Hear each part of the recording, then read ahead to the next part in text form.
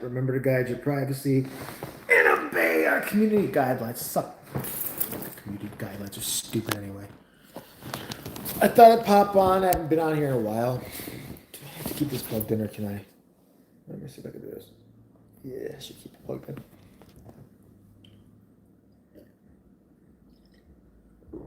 Oh, fuck.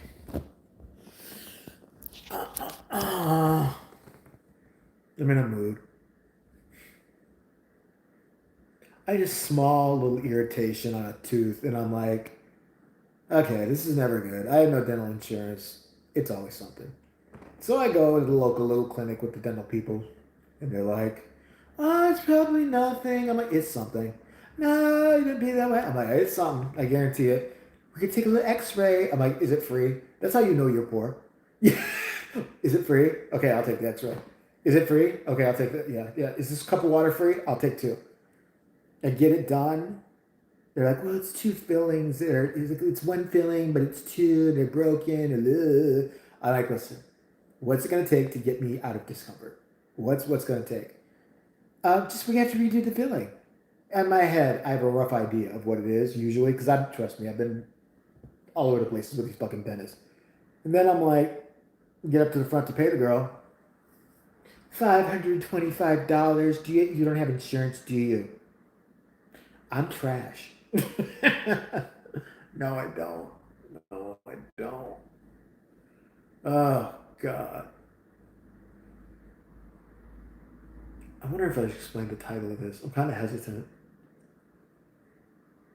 All right. I call this live an old enemy because I was looking through YouTube the other day and I happened upon an old enemy of mine. I don't know how else to say it. I don't want to say who they are because this person's just such like a little shit that like they'll start flagging my channel again just because they hate me and they want me off the internet. And they were almost pretty successful. Um, the only person who would really know, there are people like OGs who might know who I'm talking about, but I don't want to mention. Sexy Monkey would definitely know who I'm talking about because the person I found out about, I saw recently again, his their whole reasoning for doing what they did was they hated me, number one, and number two, they were convinced I took Sexy Monkey as a love interest away from them, even though Sexy Monkey is not gay. If you look at his channel, not the one he deleted, I'm still upset about that. But if you look at anything else, you'll see like he just loves black women this, black women that. But this person was like wrote him emails like, you don't listen. Jay's horrible. He's taking you away from blamed me for everything. It was eventually successful enough in getting me and Monkey suspended. And if you know anything about me, okay, fine. I'm gonna get suspended. I'm gonna get in trouble because I say a lot of bad crap. But with Sexy Monkey, like on his channels, and he does like unboxings he used to do, like Blu-ray covers. There's nothing that he says that's horrible or offensive to get him suspended. But this person was persistent enough to do it. What else did they do? Oh, and the other reason I really resented this old enemy was because there was a period of time where, again, I tried to be nice for 5 seconds, where just to, because we had certain people in common in a little group that I'm not even really in anymore, but like certain people who were still kind of okay with this person. And so I agreed to a private, like back then it was Google Hangouts with this person.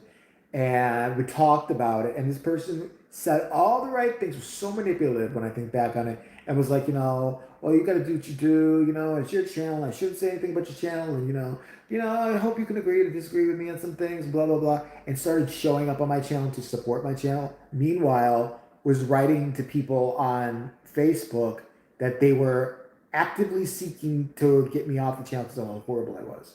So we're actively, while pretending to be my friend, showing up in live streams, like in comments, we're bragging on the internet about trying to ruin me. But like I hadn't seen this person in a long time, and I looked at their thing, and while they still live in their own little sick, twisted world, like I had to admit that at least they seemed a little better. I can't say mental. Well, yeah, a little better mentally. They had a goal.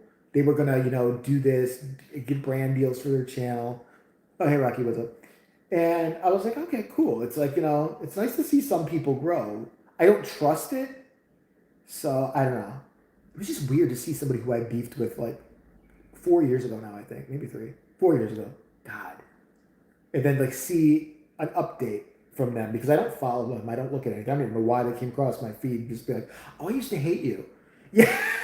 I hate your guts. Let's see what you're up to now. And I'm like a sucker. I watch for like 10 minutes. I mean, it's still as bizarre and inane as it's ever been. But what the fuck are you going to do? And just got me thinking about other old enemies of mine. And then, this thing has been so aggravating. Then, I had been talking up this podcast I was going to take. I told this story of like, true story, allegedly, I have to say that. For, what's up, Dabo? About my landlord, who is probably, might have been, allegedly a serial killer. I don't know. I'm making it up in my head.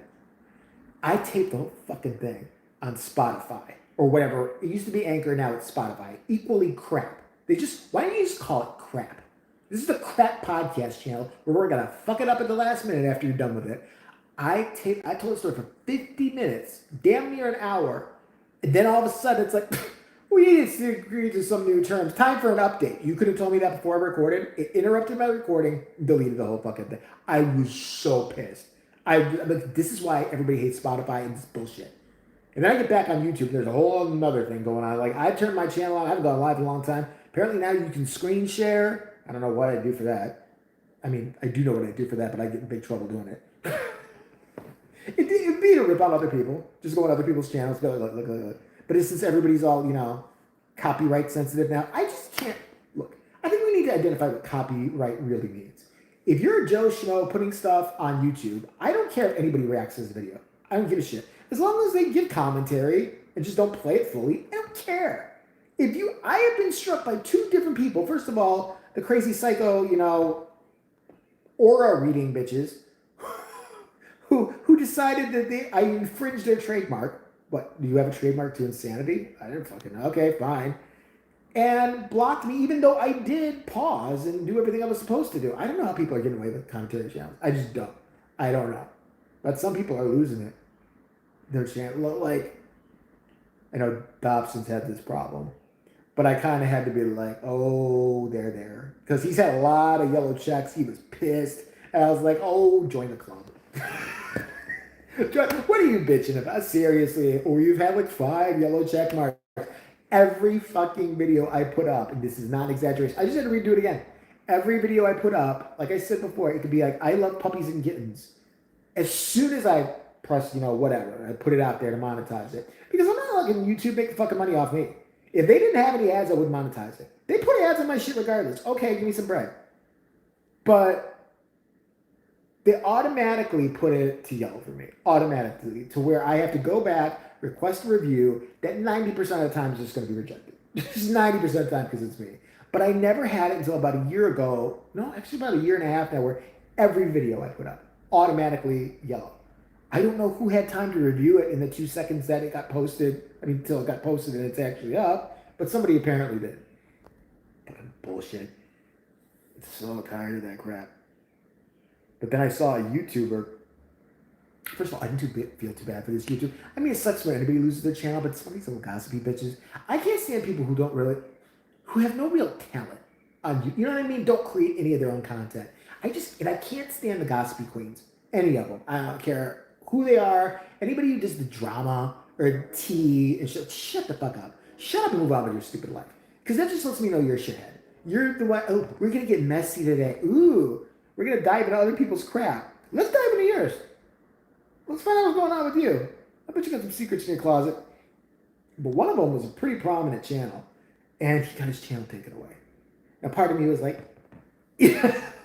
But another part of me is like, if that person gets the channel, I mean, this guy had probably 300,000 subs or something like that.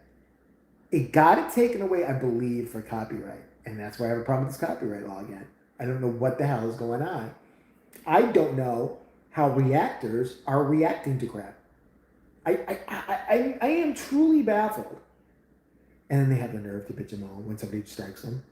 It's Marvel. I was like, I worked all day watching a movie, And then like I was gonna put it on Patreon, and Marvel like just blocked it. All my fans are so upset. Listen, stop. Just stop with it. Just admit it's a grift. Admit that you're in a con. All right. If you admit that, I ain't got a problem with it. They're they're such trash. I've been in such fucking arguments with reactors so many times. Like legitimate. Like well, like through YouTube arguments. And one of them came at me because they had not put. They made this whole little apology video like, sorry, I'm having trouble getting my Lethal Weapon 2 reaction up. I know you're all disappointed. I'm working to put it on Patreon, but they're giving me such trouble. And I'm like, well, it was the community post. They put it up. Again, don't know why it came under my feed, but I just answered. I'm like, well, why don't you just, since you love your fans so much, put it on your channel for, I don't know, free. You know, since you didn't make the movie, didn't create the movie, didn't fund the movie, but you just watch TV and want to get paid for it. And he actually wrote me back, yeah, how about you go into work every day and not get paid? Would that work for you? And I remember sitting there thinking, all right, first of all, you do not just say that to me because it's not a good idea. Just not. I went back to him in a quickness and I was like, you actually think you're working? Yeah, I would love you to go to a steel mill or find a trucker or anybody, a service member of the military, and explain to them, no. What you do sounds important, but I watch movies and TV, so back the fuck up. I mean, I'm an important person. No, you want? I watch movies, and once in a while, we'll say something about said movie, and I get paid for it. And then like I'll have a Patreon where I'll watch the movie, but you can't watch it with me because it's all copyright and they're all weird about it. But you can watch me watching the movie for 2 hours. And I charge people like $15 for that. But yeah, it's cute. You put out fires and all that. That's amazing. Jesus Christ.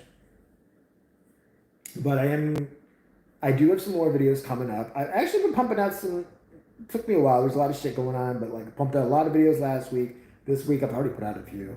Some of them are on Patreon exclusively, only because I feel a little bit safer on Patreon, just a little bit, since you have to have a link to see those. And you know, I think if you subscribe to me on Patreon, you are less likely to complain about me because you have hurt feelings about something.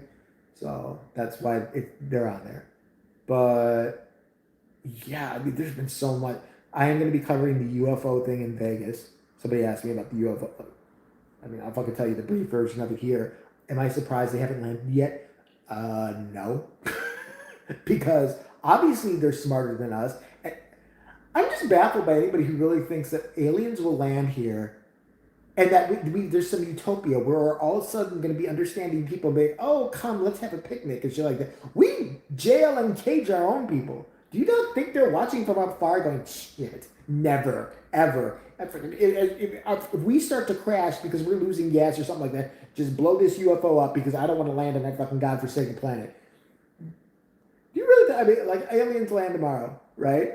You think it's just going to be the White House lawn with Biden who's shaking, you know, because he doesn't know what's going on anymore? I mean, do you really believe that? Or do you think that they're going to be detained, like immediately, and experimented on, horrible things are going to happen to them?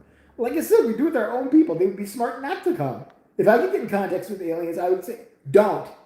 It's a bad fucking. Do you not see the problems we've been having here? Don't do it. Because you're going to end up in a lab somewhere with a hypodermic up your ass. And that's exactly what it's going to be.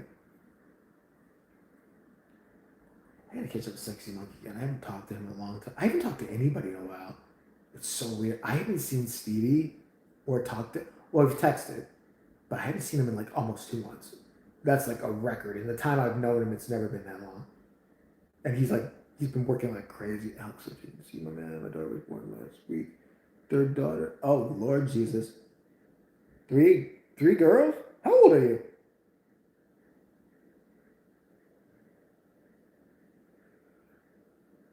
Okay, leave home. Leave. They can crawl. They can find food somewhere. They'll be okay. Come back when they're 12. Well, a 12-year-old girl. No. Maybe when they're 18, 19. You are 23, you have 3 girls already? What are you doing? Well, I mean, I know what you're doing. Holy crap, I've been spraying.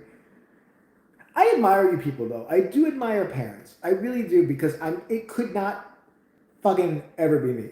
I knew from the time I was like 14, you know, my mom was hoping I would have a kid, thinking in my head, Never gonna happen. Because I would slap the crap out of a kid the moment it came out of the womb. Get a job. I don't get away from me. I can't stand them. I told you I had to babysit recently. Like I did a video on that. My roommate, his kid, he got called away for a meeting and all that shit. Oh no, it's fine. I mean, as long as you have not beat them with a stick yet, you're doing okay in my book. All right. I was with two kids, 6 or 30, I don't know. A little boy, a little girl, and I had to make them breakfast, walk them to school, and that within itself, shut up. Just shut up. The word shut up must have come out of my mouth about 5,000 times. And I told my roommate at the time, I was like, you really want me to take your kids? He's like, yeah, okay, yeah, great. Jars of milk. He had a fucking jar of milk. Psycho. I'm looking for the milk. He left me directions. Like, it was really early in the morning. They were waking up for school. So it was like 7 a.m. I had to wake up for that shit. And I was like, oh, they were 10. Well, yeah, because I'm cursing every 5 seconds because I have to be around children. I wake up. He's like, we have to pour them a bowl of cereal and get them. So I'm looking for the milk. I'm like, there's no milk. What the fuck am I supposed to do? Squeeze it out my titty? It's gonna be very awkward for the children while I'm going, all right, just 1 second. I got grade A. Wait, vitamin D's in this tit. Okay, it's not working. I don't know what's going on here. Maybe because I never breastfed. But yeah, he brings milk in a jar. Like a psychopath. I'm like, what kind of serial killer are you? Why are you bring? Well, I bring it in a mason jar. Why? We have a Walgreens literally across the street. Literally across the street. I'm like, is it scary for you to go? Do you have a phobia of like milk in like actual containers? Do you like scream and cry or something? What is it? So then I'm like, here's your jar of milk, kids. Pouring it. The little fuckers didn't even eat the whole thing. I'm sitting there like, do this shit. Take 2 bites. Leave the shit there. Start tossing milk with their little spoons and put their spoons up. I'm like, what are you fucking doing? Because he lets his kids get away with murder. Listen, you ask Uncle Jay to babysit, it's going to be a bad day. I'm telling you right now, I put up with that shit. Bag of chips to pour in the bowl just to see them I know, right? Stevie, yeah. I was just talking about him. I haven't seen him in like 6 weeks.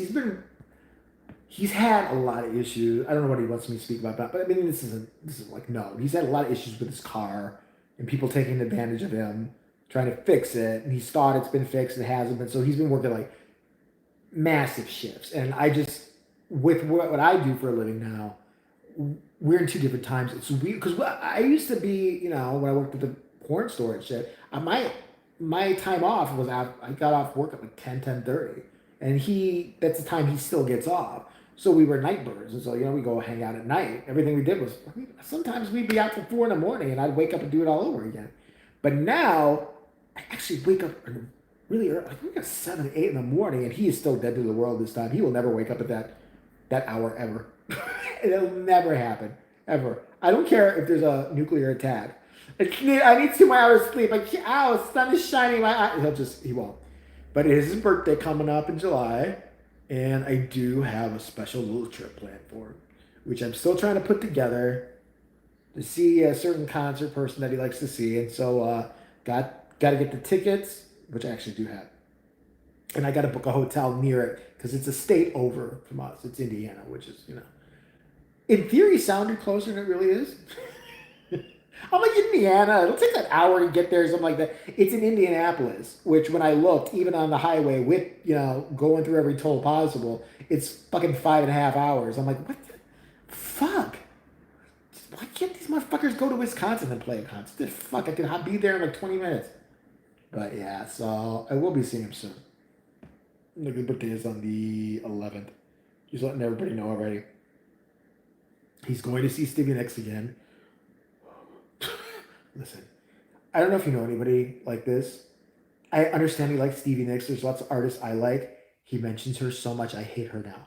Like, mentions her so. He sends me texts all the time. She's got a new Ancient album out. She's on the cover of this week's, Has Been magazine. She's like, and he just sent me a thing today. She's come up with her 80th box collection, and it's everything I can do to keep it going. I don't care. I don't care. Do a GoFundMe for his birthday. No, he needs to go not go fun, but go the fuck away from these losers he keeps hiring to fix his car.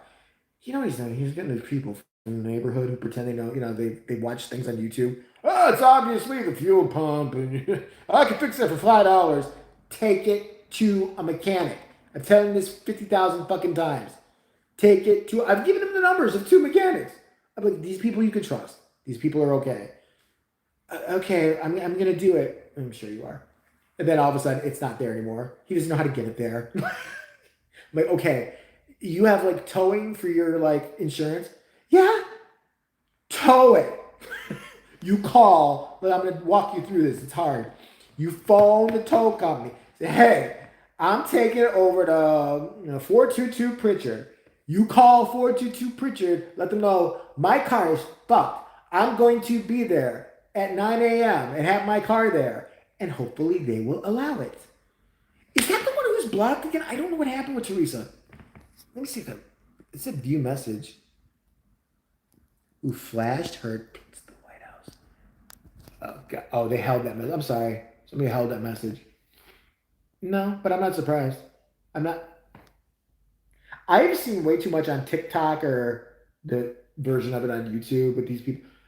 I'm not afraid of trans people. I'm afraid of trans supporters.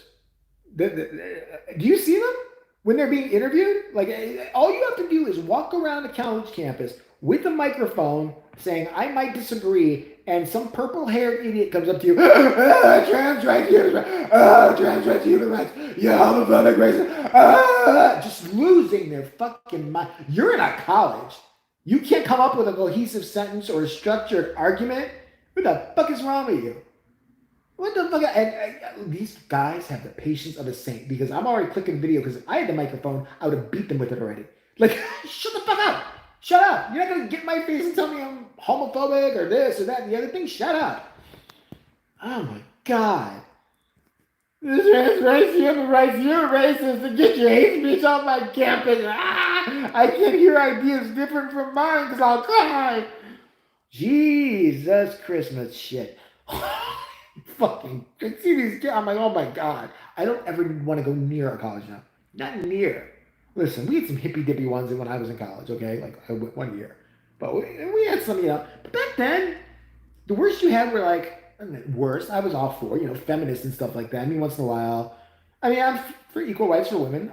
God bless them and all that. But, the feminists I'm talking about. The one who's reading her bad poetry at a coffee shop and every man is evil. I'm like, okay. But they were just bummers. That's all. They were just bummers and you didn't hang out with them. That was the end of it. Now, they're pulling out their hair and screaming at you. Like, use an argument. Use a well-informed argument. Don't just come start screeching and hollering. Because if I did that on your campus, I can't stand. You know what it comes down? I can't stand people. I can't. I'm not a people person at all. Like I've said before, I have 4 close friends. 4. And they've been in my life. First one, 30 years. Next one, probably 25. Steve's probably the newest friend I've gotten. Hi, Kiefer. How are you? Did you have a good summer so far? Can I fight? Oh my God. Oh, I'm from Chicago. Yeah, can I fight? I've been in fights. If that makes any sense. I don't know. I'm not an MMA fucker or anything. I don't fight fair. I lose all sense of anything when I used to fight. Like I'm not sitting there. I don't square up. No, I'm gonna hit you while you're not looking. I don't care. I want you unconscious. I just want this over with. I'm so fucking pissed right now. But I just say I'm not getting a lot of like fist fucking brawls like that. They ended pretty quickly. Like now, I'm not some big Billy badass or whatever, but like the last fight I was in, well, it was in the porn store. I had a guy, a customer, fucking this guy, big fucker, but he was kind of slow. Something was off with him. I swear to God, he's big, like 6'3", massive guy, but he was kind of just something was off with him. And he came in, he was a new person, and he would get sex toys and he'd get these movies. And first time it was a big sale from him. Okay, fine. He came back about the next day and was like wanted to return everything. And I'm like, it's gonna be one of these people again. I'm like, okay, sir, you cannot return sex toys first of all because I can't take them back if they've been open because it's like a hazard. Okay, it's a health hazard. We can't do that. As far as these cheap DVDs that you get for like $3 anyway. You go, every one of them is scratched. Every single one you've ever gotten. I'm like, okay, and I exchanged them once. He did it again the next time. I said, listen, I'm gonna exchange it this one last time, but you need to go home, check the DVD player, and stop coming back with the sex toys. I cannot take them back. I will not take them back. All right? I said, and he agreed. I was like, if you come back again and this persists, I'm gonna have to ask you to leave. Okay? And he's like, I mean, I'm gonna have to say, you need it. What we have is not working for you for whatever reason, toys and videos and everything. So you need to go somewhere else. He was totally compliant and in agreement with it. He comes back. He's so dumb. The next day, even at least wait till I'm not on shift. Like I'd warned everybody at that point. I think Sabrina was there, Steve was working there, and I had one other person maybe. I was like, do not give this guy shit or tell him to come back when I'm there. It was like the next day. Walks right. Did we not have this conversation yesterday? So I'm like, dude. I'm like, I'm gonna refund you. Here's your money back. He's like, oh, come on, man. Don't be like. I said, no, come on, man. I said, you're not allowed to buy from here anymore or get anything from here or rent anything. I'm like, obviously it's not gonna work for you. It's not working for me. Have a good day. Here's your money back, which I didn't even have to do. All right. Oh, come on. I said, no, you are not allowed here anymore. All right. I said, I'm sorry. That's the way it is. Now he took it good. I mean, he was kind of like, ooh, he took his money. That was it. 3 months later, maybe longer. This was in the summertime. He came back in October, like I wouldn't know him. Late at night, there was one person already, maybe more than one person in the store. He comes in, starts perusing, and I'm sitting there like, looks right at me. I'm like, am I a ghost? Do I not matter or something like that? And I was like, excuse me. I was like, I don't know why you're browsing. You can't get anything from here. We talked about this. You need to leave. He lost his shit. And he started coming towards me, screaming, calling me every name in the book, calling me rhymes with Bob Saget, and calling me an asshole, motherfucker. All just his face is bright red, but he's not really doing anything. And I'm starting to get that point, because when I'm mad, I just get blackout mad. I don't get that mad anymore, but like I knew I was gonna do something. I didn't know what, but I was so pissed I was shaking. And I'm just like, I kept telling, I said, you need to back up. And he actually broke my counter. Hit his hand on the counter, his big ass baby Huey self. And then he did this thing like he was going to swing at me, but he didn't swing. What did he? Not at that point. He didn't swing. I don't know how, but my actual boss, the owner, happened to be next door at the time. He never was. So I somehow called him. And I remember screaming at my own boss, saying, you need to come over here. This guy wants to talk to you. Get him the F out of here, because if you don't, I'm going to beat the shit out of him. And the police are going to come. You've got like 5 seconds, because I can't hold on much longer. And this guy's still screaming, ranting, raving. My boss comes over and starts talking to this guy like he's like, oh, what's the problem? And I said, don't listen to him. I said, the problem is I told this son of a bitch 80,000 times so we're not going to return things. That we're going to return sex toys. He did it 5 times. I gave him his money back the last time. He's not supposed to be here. End of story. Fuck this. I said, kick his ass out. My boss is kind of a little peaceful guy, like wanted to kind of understand more. That just made me even more angry. So then this guy turns like I'm not there and starts talking about me to my boss. Like, this asshole thinks he's going to do this. Did you know what? You fucked up. Remember, I did like this. I pointed, and he did swing. And he swung. And I remember I realized he swung over the counter that he broke, by the way. And the whole time I go, look, he broke the freaking counter. And you're talking to this person like he's a human? You didn't spend enough money here to matter. I said, fuck you. Nobody cares about whether you live or die. I don't know why, if they still sell these, but at the liquor store next door, I used to go get like water or whatever when I was thirsty. For some reason, for about a couple months, she got Evian, but in glass bottles. Like, I mean, I've never seen an Evian glass bottle thing since, but it was pretty big, and I used to get them all the time. And so I remember tipping the bottle over.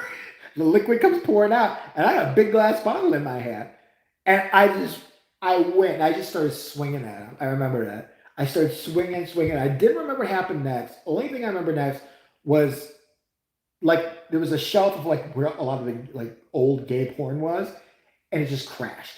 The shelf crashed, fell to the floor, and someone behind me fell, but I wasn't piecing what was going on.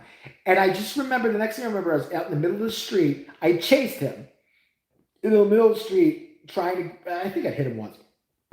And I was ranting and raving. I was like, And I stopped, collected myself, because he's already halfway down the street. And I was just like, you know, and that's why you're going to be dead. And I looked, and all the drunks that were outside, because they had to smoke cigarettes outside, now because you couldn't smoke inside anymore in the bar, were like this.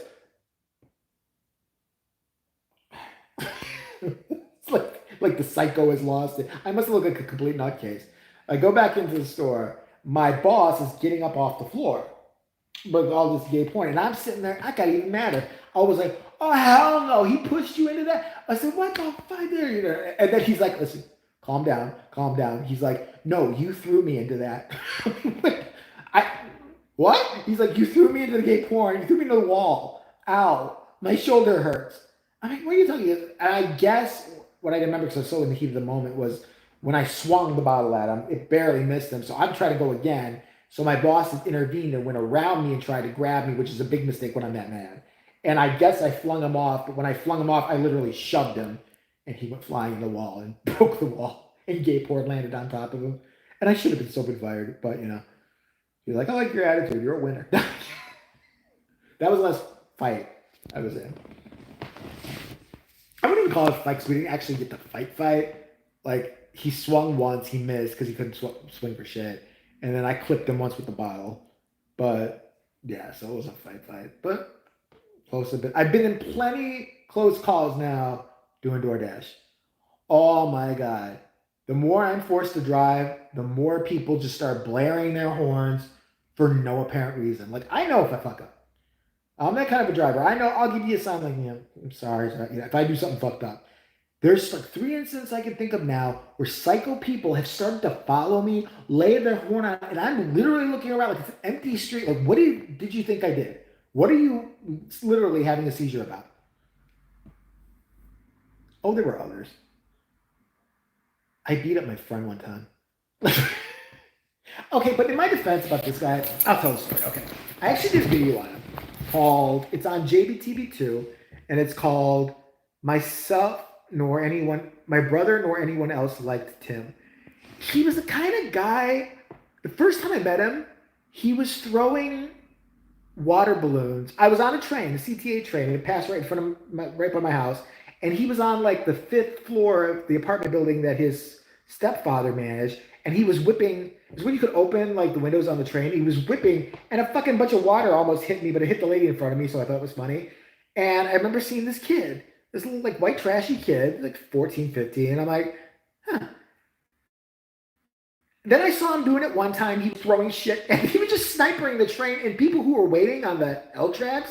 He was like throwing eggs that time, and they were hitting people. And they're looking around, he's ducking, and I'm like, I got to know this person because now I'm curious. And then so I met him, and we hung out. But he's one of those people. He was like a friend of me at the day. Like, I didn't like him. Like, he was a pain in the ass. He was annoying as fuck, but he would do such crazy, outrageous shit. Like, one time, they tried to give me like ADHD medication once. My mom's like, "But don't take it because I don't know." Like, I tried it once. It was horrible for me. I left it there. He snuck over, my house. My parents were out, whatever, like that. And he's like, "Hey, what's this?" I'm like, "Oh, it's just like, medication or something like that." Cool. He just downed like 5 Prozacs or whatever it was. And I'm like, the fuck? But then I thought it was cool. He's also, and I will warn people who are offended by racism, he was a little racist. And he told me when we were like a couple, I don't know, should I say it? He told me he had a very special dog. And he had this big dog, big stupid white dog. And I never liked the dog. The dog was okay, but whatever. He's like, "Yeah, he's a real special dog. He's I'm just going to say, an African-American sicking dog." I remember looking at him like, what the fucking 1955 shit? And he's like, "Yeah." And we had actually at that time, I had not a friend, I had a person I couldn't stand. We were fighting constantly. He was a former friend of mine, but he turned on me. It was a black kid. I don't care if he's white, whatever. He's a little asshole because he turned on me. And me and him were arguing one day, and my friend Tim was with me. And the next thing I know, I heard him say, "Get the racial epithet." And the dog comes flying around me. Before I could even register what he had said, this dog is chasing this black kid down the street. And I'm like, even at this point, though I hated him, I was like, "Get the fucking dog away from him." I was like, "You don't kill this person. What are you freaking doing, you moron, you?" But it was just, he was the type like I could go whenever I could go to his house whenever his mom was never home. She was whoring it out at night all the time. His stepfather was never there, so we'd look at his stepdad's gun. We kind of like, oh, we're gonna shoot someone. We would smoke in his house. We watch pornos, but shit like that on X Cinema. It was that kind of shit. He started to get really, I don't know, just a little big for his britches. It was like a clique of us that hung out, just a bunch of fucking little street hoodlum boys. And our friend, we saw this one kid on his go kart. It was a wooden go kart with a real engine. It was the coolest fucking thing. And one of my friends said to him, said, "Hey, can we buy that off you?" He's like, "Well, it needs some work, and I can tell you what to do with it. But yeah, you give me like $30, and not a big deal." So my friend Tim, who's my little friend of me, is there. He didn't like my other friends. They didn't get along, and they hated him. I was the only one with about, oh, come on, let him come by. He's cool. He'll do it. Like we went to a playground one time just like to go smoke and like annoy people, graffiti, whatever. We leave there and he's walking around like he's pregnant all of a sudden. One of my other friends is like, "What the fuck is with him this time?" I'm like, "What?" I look, he's walking around like this. What the fuck? What is in there? What could you have possibly stolen? He took a steering wheel off like a playground thing. He just, how did you even get that off? I don't know. I'm gonna put it on something though. Okay, crazy. Just calm down. But he had his benefits. Like it's like, hey, could you go in that store, steal a couple packs of cigarettes first? Sure, yeah, no problem. Anyway, we got this go kart, and my other two friends were working on it. And my other best friend at that time, was working on it. And they had it in this kid's garage. And so my friend and me, Tim, didn't like this kid, didn't like that they had this, I don't know, go kart. And I came home one day, and one of my friends, my best friend, ran out from his own house because I lived across the street, and he's like, "You need to do something. You need to do something. He's destroying the go kart." Now I was gonna use that fucking go kart too. It was cool. It had a motor. We were all kind of doing something to it. I'm like, "What the fuck are you talking about?" He's like, he's got a hammer, and he's like smashing the go kart.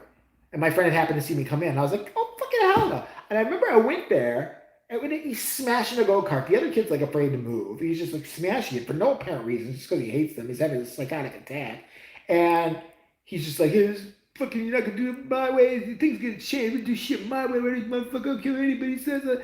And I remember I just looked at him. I said, "Put the hammer down." And he turns around, looks at me, and he does the thing. That was his mistake he made. He went, "When you flare your nostrils and you have a weapon, I'm not waiting for much more of an answer." I remember I said one more time, I said, "Put the fucking hammer down." And he did, he raised it. And he ended up, I just beat the shit out of him. I beat the ever loving crap out of him. My other two friends like in the corner because they were like afraid of him for some reason. I wasn't afraid of him. He was just gangly and my height, whatever. But what I was most terrified about with that fight was there was a new tool shelf. My friend's dad, who was like a really rough biker type of guy, had just bought. There was like 4 levels to the shelf. And when I finally ended the fight, I'd thrown him into the shelf, and he went through all 4 shelves. So the shelves were broken. I was more. That's what made me stop the fight. Not that, but the fact that he broke the shelves. Like this guy's, my friend's hillbilly dad is going to kick my ass now because I broke his new tool shelf with a body. He's at the bottom of the thing, like looking up. And so finally, I remember he just laughed, he with his tail between his legs or whatever. And like my friend's dad came in, and I said, "Go tell your dad I broke a shelf." I said, "Let's get this over with." And I really thought this guy was going to kill me. The guy comes in, he looks at the shelf, he's like, "What the fuck happened?" I told him what happened. He goes, "You put somebody through those 4 shelves?" I said, "Well, not on purpose." He's like, "That little fucker that I don't like?" Yeah. He's like, "Don't worry about it." If it had been anything else, I'd have been dead, man. But yeah. But Heinz, I mean, like, flash forward, I saw him. We kind of made up after that. We weren't like super close. But like, because I told him, I was like, "You're going to hit me with a fucking hammer." Because he's a bitch. You hit me. I'm supposed to be your friend. You were going to hit me with a hammer. What am I supposed to do? Oh, let's use feeling words while you're bludgeoning me to death. No. And you're nuts.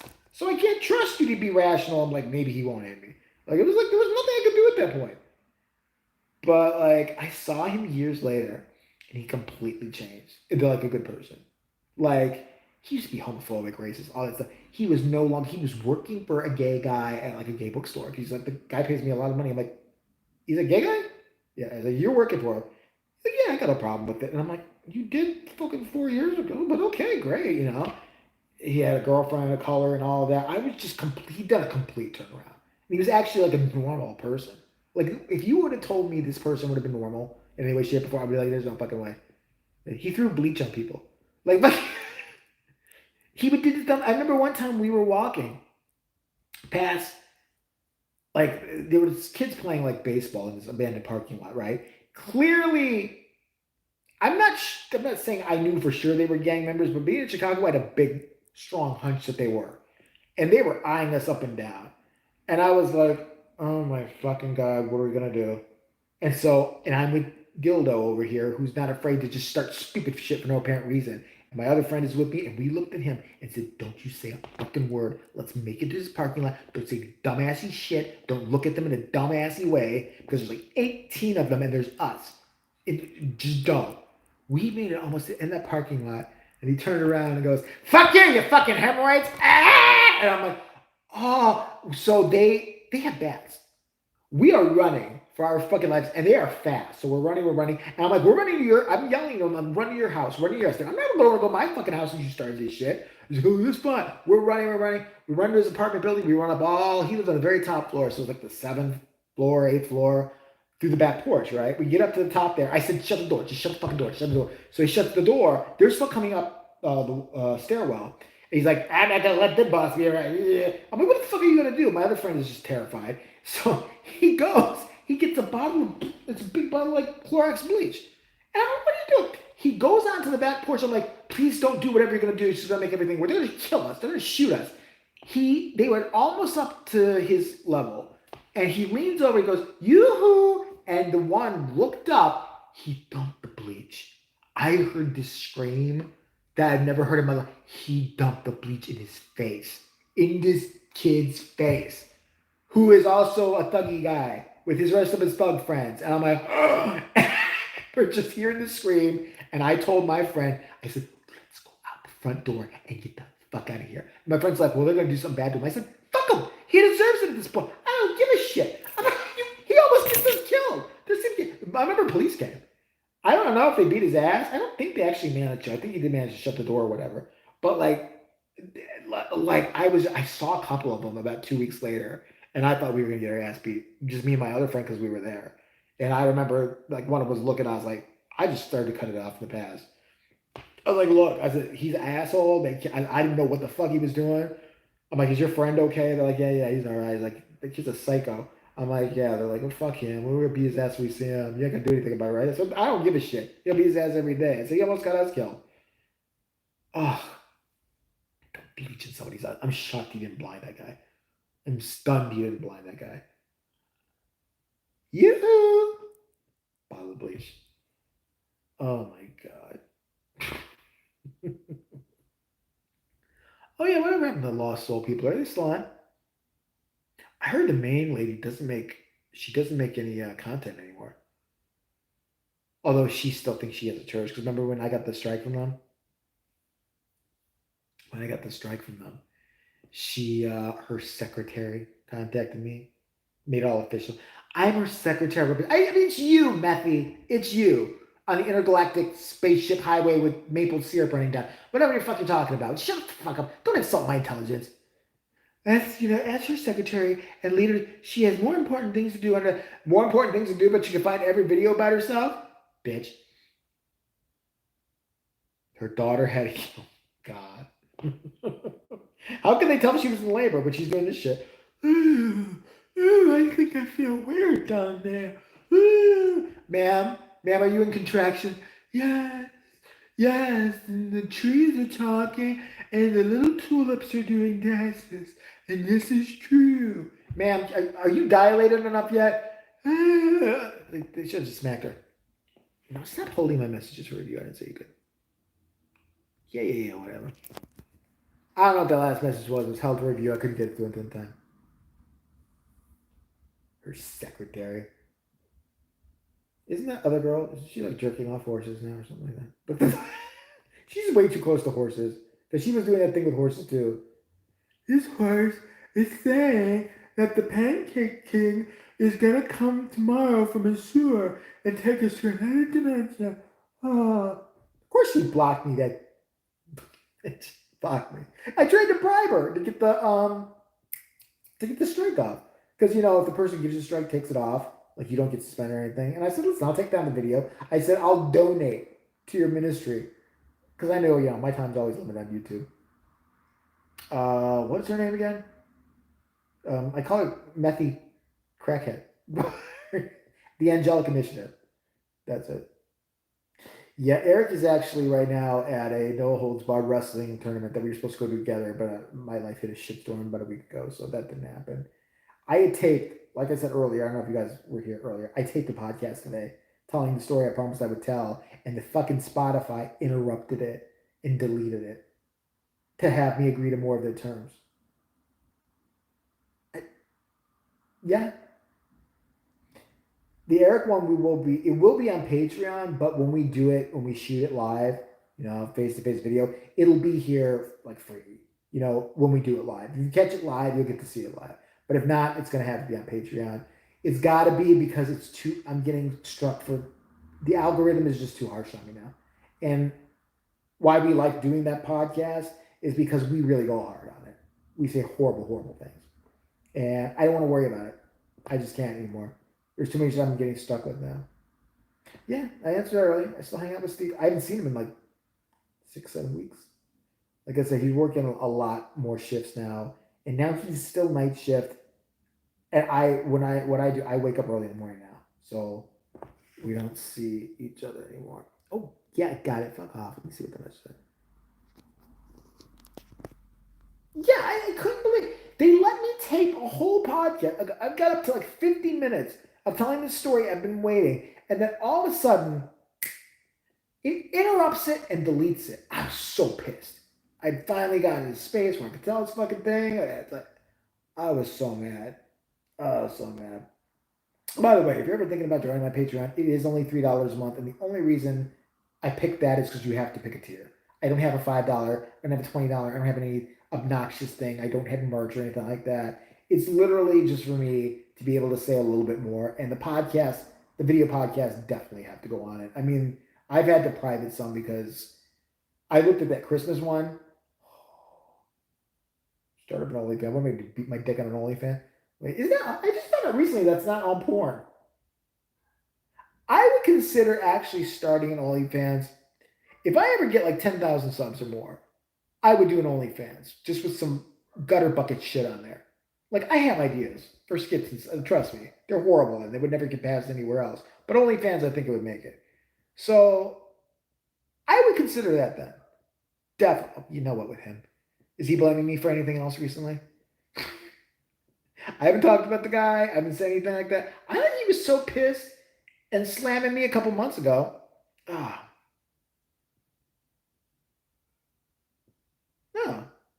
I mean, I'll masturbate. No. I'll masturbate on the toast and then leave it out for Stevie, and I just won't tell him. It's content. It's content. Right? No, I've always had some ideas and stuff like that. Like some really funny fucked up shit to do. Or parodies to do and stuff like that. Oh, yeah. I would actually, I don't want to say everything I would do, but like it would probably involve hiring some people. Like, I don't want to get into it. I don't know. Like investigating certain professions. Something like that. You never know.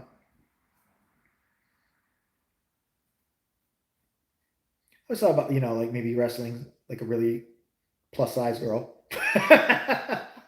Winner gets the other one a $50 Starbucks card. Shit like that. Or prove, I get like a body plus person who's like, fat phobia is bad and we're just as healthy as anybody else to do a treadmill challenge with me. So whoever lasts the longest. It's like, whatever. I don't care. I think it could be fun. I'd want to do like the opposite of a mukbang. I would call it a yuck bang with the most disgusting food that we could find on the freaking planet. Maybe we'll age some of it, like maybe some rotten milk, and call it a yuck bang. Maybe do some collabs. So that's the kind of shit you get on OnlyFans. It would be disgusting, but it would Hopefully it'd be hilarious. Can't wait to wrestle. Oh, I should wrestle a mukbanger. I'll do it. I don't give a fuck. I want to wrestle a real wrestling dude, not only like WWE, like one of those crazy gym teachers who's always in the singlets and all that shit. Like, let's just make this as gay as possible. Like, I want you to show me what real wrestling is. Let's see this right now.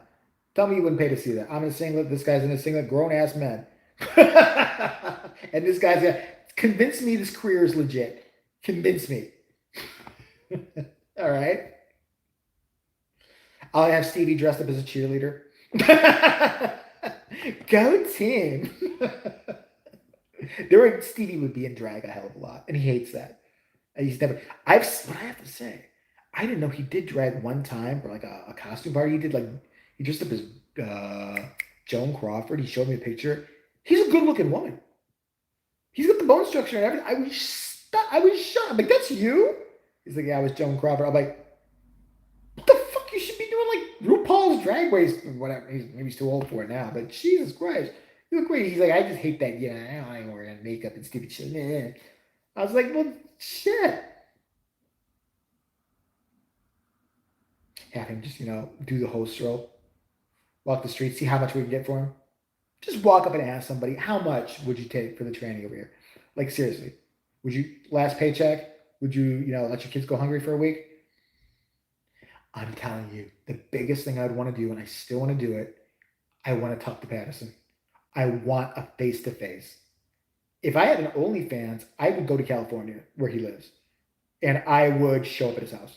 And what's the worst he could do? Say no. I would show up at his house, not threatening. I would go to his house like, this could be great. You don't like me. I definitely don't like you. Let's get it together and just talk some shit. Like, let's do it. I would definitely do that. That could be like a little series I would do on my OnlyFans. Me and Eric take a road trip to go visit our nemesis. I would even leave Eric behind because I know he's more threatened by Eric because Eric's had a bigger beef with him because of the whole kid thing. But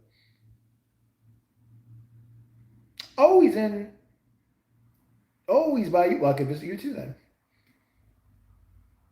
I'll stop. I'll bring you along for the ride. I'll be like, dude, hold my phone because you're gonna need it's gonna need to have a steady hand while and put it in widescreen mode because he's gonna be outside. I don't understand people who don't take an opportunity like that. You know what I mean? Wouldn't you? I don't care if you hate me. I don't care if I hate you. Let's put it on film and make some YouTube hits. Trust me, he could use them. So could I. What are we doing? What the fuck are we doing? You talk such a big fucking game, dude. Fucking back it up. You look like the biggest fucking pussy. I don't get it. I've offered to pay the man. I have offered to pay him to come on the podcast, give him 30 minutes to talk. Oh, I know. I said I would give him the first 30 minutes. That I would say nothing. He'd curse me out, do whatever he wants. And I know after that 30 minutes, he'll just hang up with the puss. I know he won't have a rebuttal or argument with me, but that would be enough worth of it alone for me to just, go off after that. He wouldn't do it. Jay, any movies coming out you wanted to go see? I'm a horror guy. I love horror movies. I love them. There hasn't been that much of. There's one coming out called Talk to Me by former YouTubers actually, and it's got a lot of great buzz. It's supposed to be really, really good. I do want to see that movie. And I know everybody's going to get on. Horror fans are just as bad like sci-fi fans in some way. I am very interested in the new Exorcist film that picks up 50 years after the first one with the same actresses. And listen, it could be a shit show. It's David Gordon Green. You know what? But I'm interested. I think it could be pretty decent. I think all these people, and I've heard all these things. There's a negative test screen because it wasn't scary. It wasn't scary. I think everybody's looking for that 1973 movie that shocked America. Well, it can't ever happen again because it's not 1973 anymore.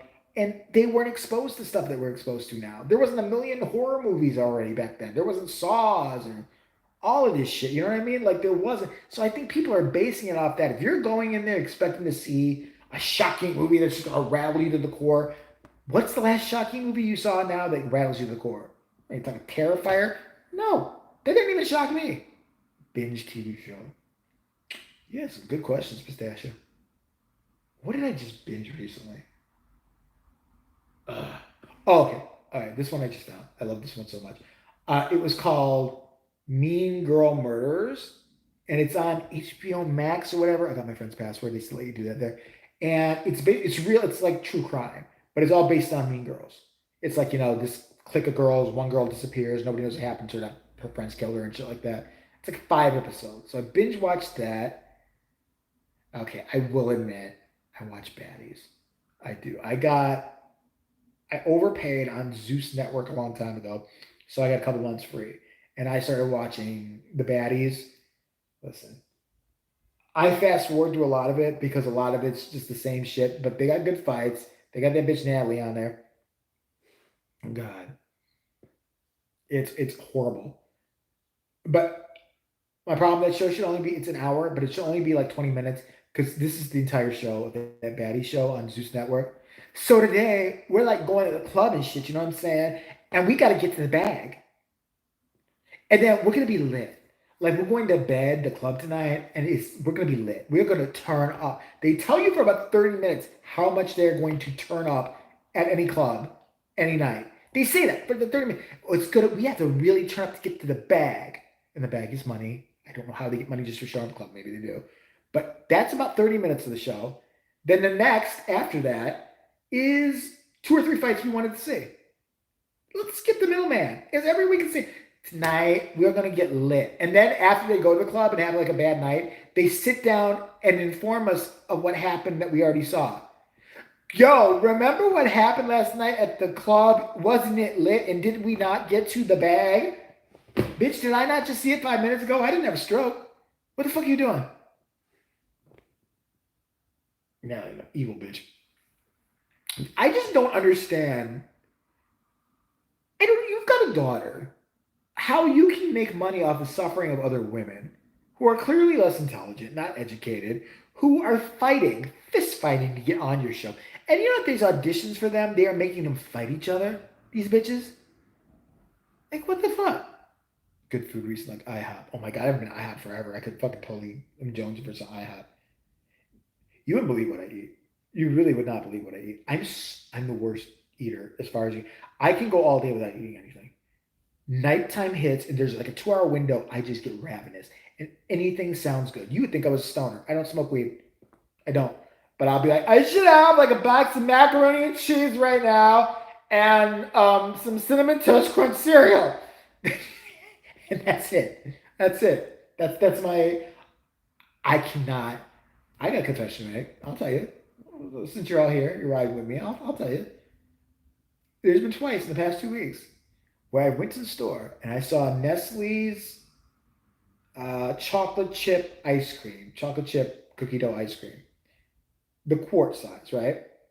And I've gotten it, and I finished it the same night.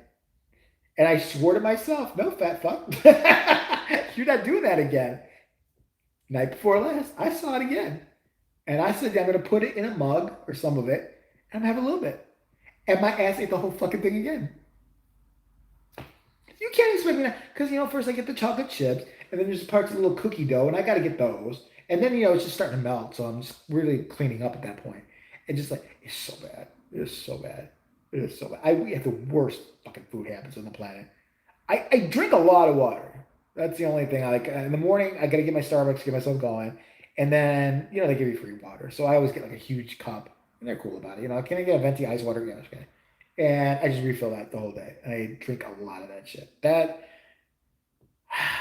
like weird shit. I love macaroni and cheese. I love macaroni and cheese. I don't care if it's a shitty kind of the box. I love it. I did. That's another thing on my list since I moved. After I moved, I lost a lot of shit because, just the way of moving or whatever. And that Keurig was really, really old. But I keep, it's like one of those things. Like you keep meaning to get something. Oh, I'll save up enough money to get my coffee. If it's Starbucks, it's cold. It's nice mocha with 2 splendors in it. That's my drink. That's my jam. All right. Definitely cold. It's never hot. Never hot. I don't care if it's 0 degrees out. Oh, homemade mac and cheese. You mean like the box? Because I don't homemade. That's the other thing. I don't cook. And I consider that cooking. I get mad when I have to boil the macaroni and cheese. I get upset. This is fucking bullshit. I'm not Martha Stewart. What kind of crap? Because I want the kind where it's just frozen and I put it in the stupid fucking microwave and it's already yummy and ready for me. My roommate had left but he's gone for the summer. I'm here by myself all summer long. He left a bunch of boxes of macaroni and cheese, and I'm pissed it's the kind I got to pour in a fucking thing and wait for it because I don't like cooking. You can make iced coffee in that? I guess you just put ice. Listen, I've explained this before. Starbucks puts crack in their coffee. I have tried to do less expensive alternatives. I've tried Dunkin' Donuts iced coffee, the same type of drink. I've everything. And it's crap. It tastes like they might as well just piss in a cup and go, here, yummy for you.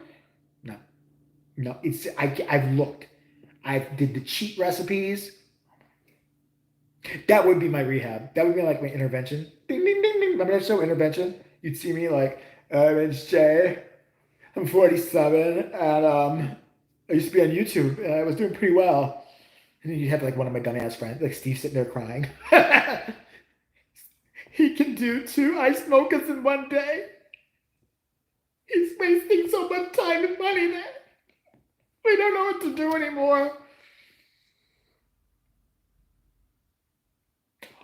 Oh, you gotta get me started on Scream 6. Why? Oh, because you hate me. You hate me. You hate me for doing this. Fuck that movie. I'm so sick of Jenna Ortega. I'm so sick of that Barrera chick who can't act. She's got the personality of a tampon. That bitch. I can't stand the twins, the cutesy twins, the jock idiot who lives after getting stabbed 80,000 times. Fucking, he got stabbed 50 times in the first movie. The second movie got stabbed even more by annoying bitch sister from Yellow Jacket. She's not the first kill in the next fucking Scream forever. No, just kill her. Okay, this is the rules of a requel. Shut up. If this was real life, I'd shut your fucking mouth. Shut up. I'd kill her. Ghostface wouldn't have to worry about it. She was, but I don't know. Maybe because I see too much of her now, I get a little annoyed by her. She's a good actress. I don't know. In the last movie, she was pretty good. I mean, she was good. I loved her in the first one. In the Scream 5 or whatever it was. I really believe, though, either they should have carried her as the main character, and then maybe I would have accepted more. It's hard to do this when they're trying to share the role. These two sisters, like 2 stars. It's like, it's not working. You know, and just like, get rid of Barrera. She's not good. I don't care. I don't want to see any more Billy Loomis fucking flashbacks because this bitch is insane. I don't care. I don't care. Who's who dating? That's so weird thinking Jenna Ortega dating. She looks 12. I mean, I can't even take her seriously as like a hot chick or anything. So like, she looks like she's in 7th grade. I just can't go there with my mind with it. I saw her like, tabloid recently, smoking a little cigarette. I would totally watch it if. Listen, at this point, I think they will because people listen to the whole Kirby thing and all that. I think it's pretty much a done deal. So yeah. I don't know. If I was somebody making a Scream movie now, I would probably abandon the whole storyline right now. Just give people a break from that storyline. My thing is, why not, somebody obsessed with the movie Scream starts killing people in a small town? Make it more realistic. People who actually hang up the phone. Think creatively. People who aren't, immune to like bullets and shit like that. Just like, that's what I would do. If somebody's obsessed with Scream and people who think they know about Scream getting stalked and killed like Scream. But Scream is a movie in this world. That's what I would do. I would say, let's take a break from this fucking, because now we're just getting way too unbelievable. Like this last one was just like insane. I would kill to see a character hang up and just not answer the phone at all. They always eventually end up answering the phone. Always.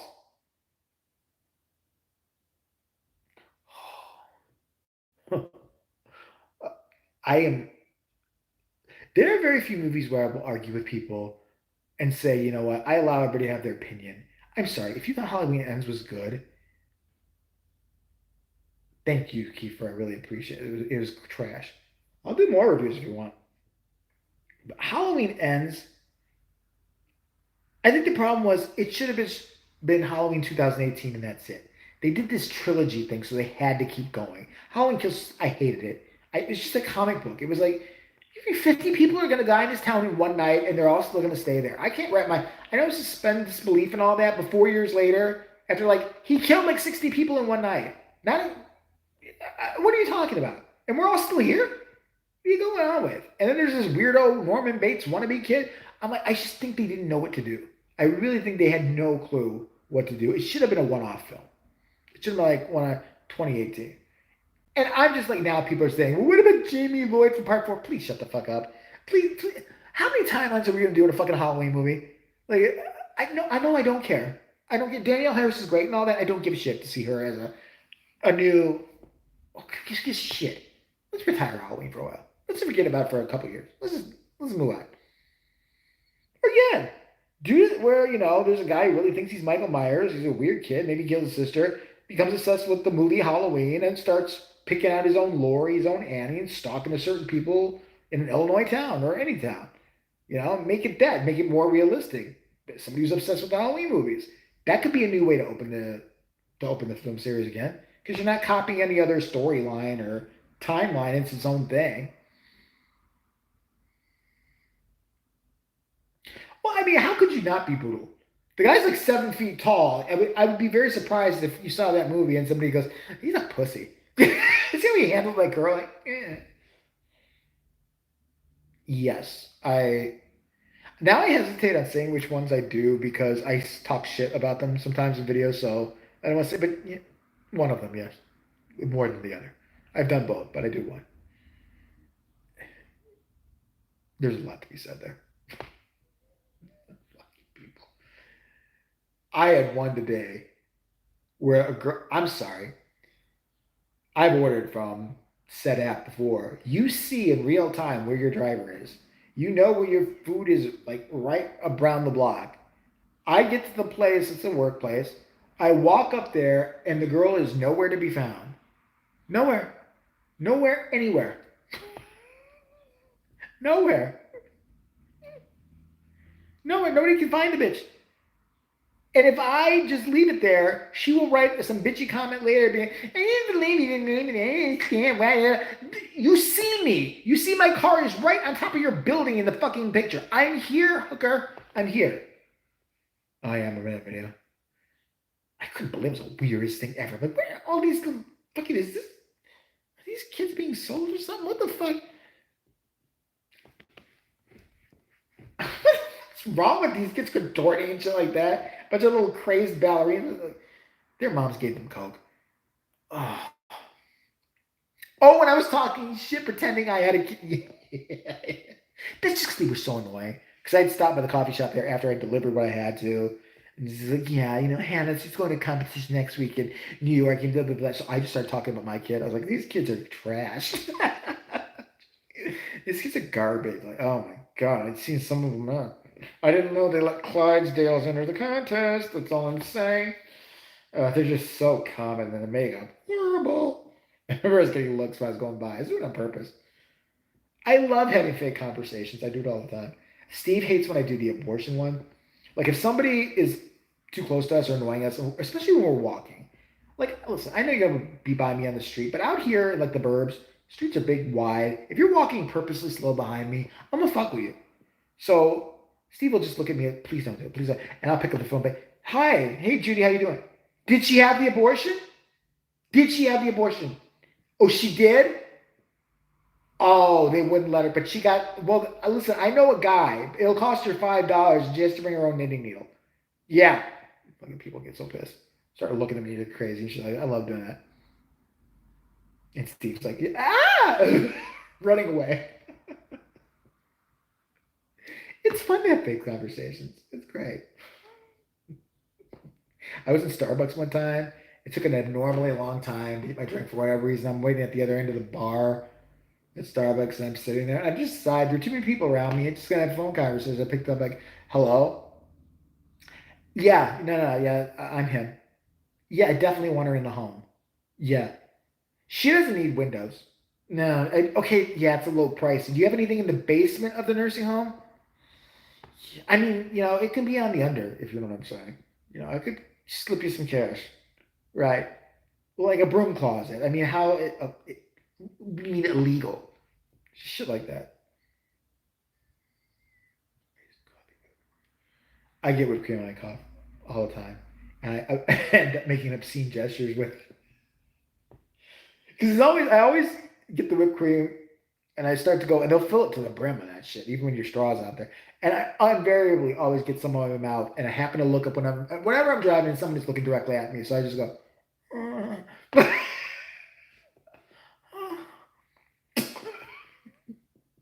And it's usually like another dude. It's like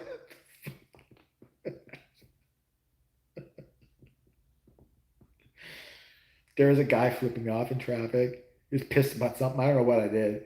He gets up next to me. He's doing all this shit, screaming, yelling at me. And old me would have given him the finger, yelled back. But this time I just went.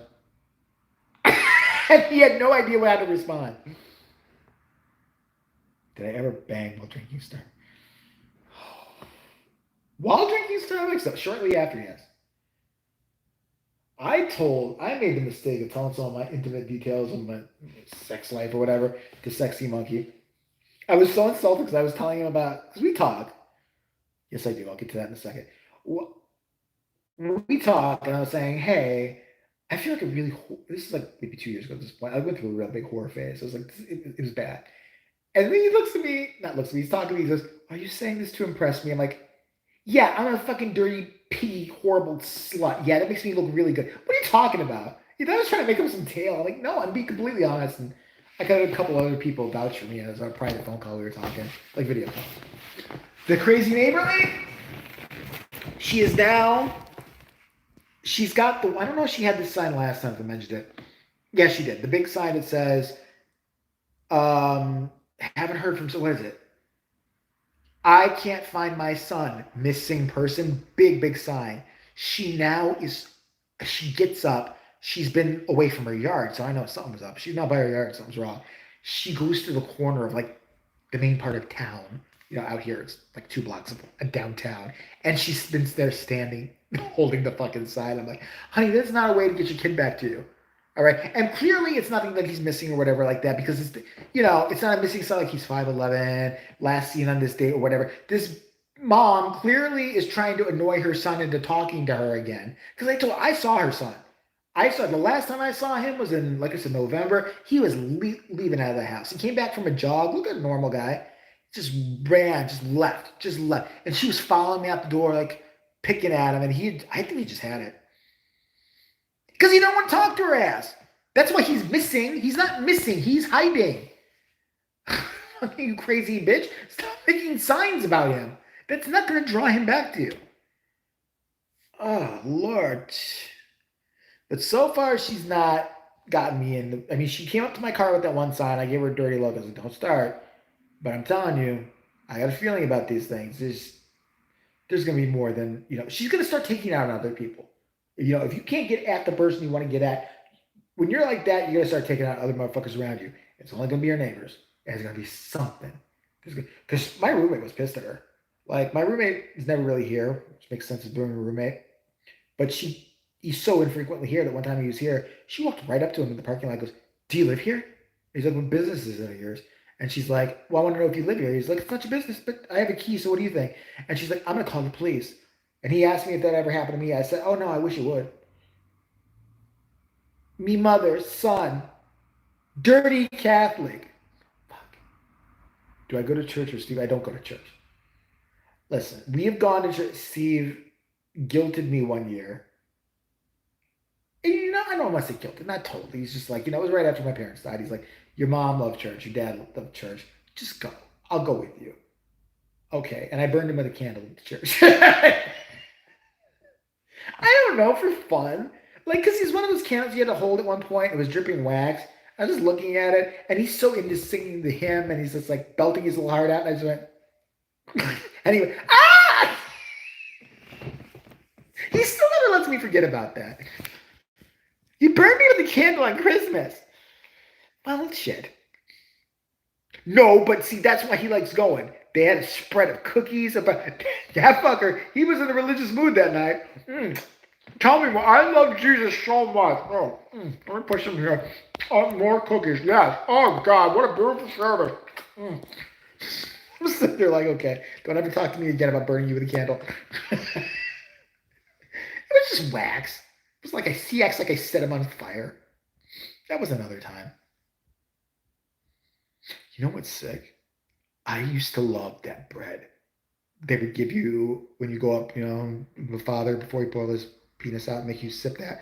Now, what's that bread? It's like Irish soda bread. Here's the body of Christ. Here's the body of Christ. I remember I got in trouble because we broke into the little rectory park and ate the body of Christ. The body of Christ is really good, you guys. It's fucking awesome. Let's go to some more body of Christ. I know where to keep the body of Christ. We like bullied one of the little acolyte kids. They were good kids who got permission to carry those torches and light the candles for the priest. I was like, "Where's the fucking shit?" It's the right present. You can't have any. I'm like, "Well, watch me. If you tell me, I'll kill you." And so we ate almost all of it. I remember we got in trouble too because we lit the candles. Like those, what do you call them? Those poker things you come out and you light all the big candles with. Me and my friends lit them and we started like drawing designs on the top of the ceiling in the rectory with the smoke. Like we didn't think we were gonna get caught. Like the priest is gonna go in there like it's completely normal. Like there's fucking like weird pagan signs. What the fuck is going on? Oh, sign from God. Yeah, I loved it. The wine was great. Even when I was like 7th or 8th grade, I was like, this wine is great. I knew the alcoholics were going to be, because the 7th and 8th graders, when they grabbed the cup, instead of just taking the cup and take a look, when they would grab the cup and angle more of the wine, what's going on? Oh man, that was great though. I loved it. I love the little wafers. Where do you get those? Can you actually buy those somewhere, like in a regular store? They were good. Probably like 0 calories. There was the wafers they would get sometimes, or you could have the bread, which is like I think it was Irish soda bread, which was why it was so good. So loved eating the body of Christ all the time. I tried to wiggle my way into getting to being one of those acolytes with that fucking thing. They never let me. I mean, they knew better. But keto church crisp. Oh, that sounds so good. I don't know.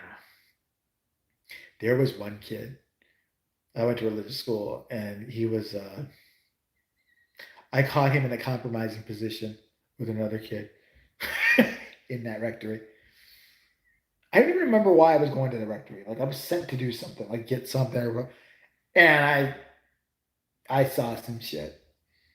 But I have to say, I never said anything about it until now. But I didn't go around. We weren't this kid, weren't friends, but I never went around like, yeah, no. No, I swear. Yes, you would not believe religious school. That's where the crazy shit goes on. Well, the first Viginas I've ever saw in my entire life, I love this kid. This kid was so cool. Like one of those trashy kids. He was like Kenny from South Park, but he could actually talk. He was there was this girl. She's kind of vacant. I don't know what was wrong with her. She was just you tell her, hey, go this way, she's coming this way with you. She would just do whatever. And same age as us. And he said, hey, this is my girlfriend Lisa. And I'm like, oh, hey Lisa. He's like, and this is her. And pulls her shorts down right in front of me. She's just like, eh. And we were in first grade. We were in first grade. I remember just. And he would just occasionally do it. They would be together walking down the hallway, be like, hey, you're Jay. Look. This is also the same guy who made a girl cry because he pulled his dick out under the table. Again, it's like first grade. This girl's like a little step-up girl. He's like, Amber, look under the table. There's something so cool under the table. And she looked and saw his little dick. And she started. Oh, I didn't say what the, yeah. I was just confused. But there was another time in the boys' bathroom in the handicap stall when, I swear to you, this is the truth. This I was about 3rd grade, I think. I walked in and I saw a kid on the floor and there was another kid on top. I don't think they were actually, like being back in Chicago, I don't think they were actually penetration going on. It was kind of like they were dry humping, but they definitely had their pants down. And you could see it was so stupid they did it because they were lying on the floor. Like, it's a handicap stall, so like, fucking like stand up. Stand on a toilet or whatever you're gonna do. But I remember he was so shocked that I had to go to the bathroom time. I just left the bathroom, and I knew the one kid. He lived not too far from me. I did the other kid I didn't know, but I was just kind of confused and sitting there. The rest of the day, I was really just trying to think what they were doing. Like it's like I think they were trying to butt fuck, but I don't think they were. What's going on? What the hell's wrong? Is Satan in charge of this school? I told you about there was a clique of girls there that you wanted to be friends with. They were it was such a smaller school, so there was cliques. These girls were extremely popular. It was four of them. And they were like the heavy metal Christian girls. They went to Anthrax concerts, Guns N' Roses. You know, at the age of 12, like after school, they would go. They like lived that Drew Barrymore life.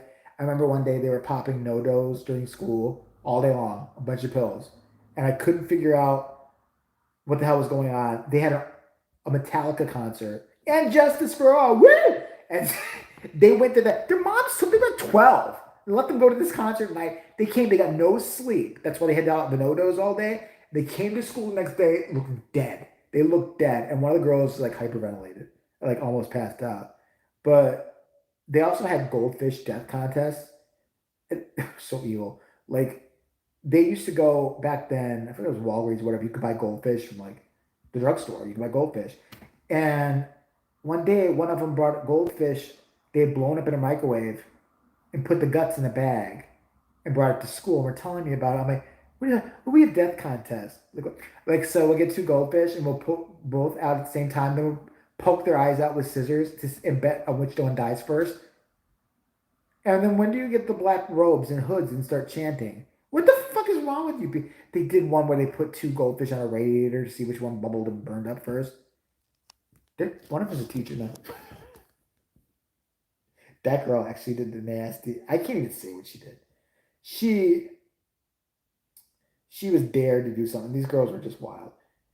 They're 13 and 14, by the way. She had a blow pop. Remember those with the gum inside of it? And there was a stray dog that was like in the alley, and someone dared her to put it by the dog's nether regions and eat it. And she did, and it was not a problem. I was really good friends with her brother. I liked them. No, we were the bullies, but no. In a Christian school, like you couldn't fist fight really, unless you did it off campus because it wasn't like public school. Like you could get suspended. It was, they didn't fuck around with it. So it was more like, and like I said before, the girl clique was the one you had to worry about. The boys were just stupid. Like I didn't get along with the boy clique. I did not get along with the boy clique at all. They were worse than girls. The girls were going to heavy metal concerts, doing drugs, doing all this. The boys were acting like girls. I remember when Air Jordans were a big thing, and Jordan clothing and Nike. I swear, two of the like popular boys, because they're athletic, would come up to me like, "You don't have any Nike clothes. What's going on? What's up with you?" I'm like, "Oh, I'm sorry. Are we gonna make out now? What the? You guys are more bitches than the girls are. What the? I didn't hang out with them." They would talk like, "Oh, this is not. These are real Air Jordans. These are kind of pump. These are kind of pump. Yeah, Sean doesn't have the real Air Jordans. He doesn't. No." I'm like, "Okay, Heather's fun." They were the biggest bunch of little sissy females in my life. And there was one kid. He was always carrying around a soccer ball. I hate kids like that. You don't have to carry a soccer ball around all the time, asshole. You know, play PlayStation 1. Dude, I'm old school. Last time I was playing NES original. I was never a big gamer. I love the original NES. I love Super Mario Brothers, Legend of Zelda, all that shit. It's what taught me how to swear effectively. Booty, tight joggers, and crut. I don't know what kids were making fun of now. Like it's so fucking stupid when you think about it. I didn't care about these fuckers. But I was just surprised it was the boys that did this. The girls did not give a shit about, are you wearing Gucci? They never said that in the school I was at. And they were popular. Really popular. The boys were the ones doing it. I was like, you guys are a bunch of moles. I don't know what's wrong with you people. And it was weird being in that group because there's the popular girls who I hung out with.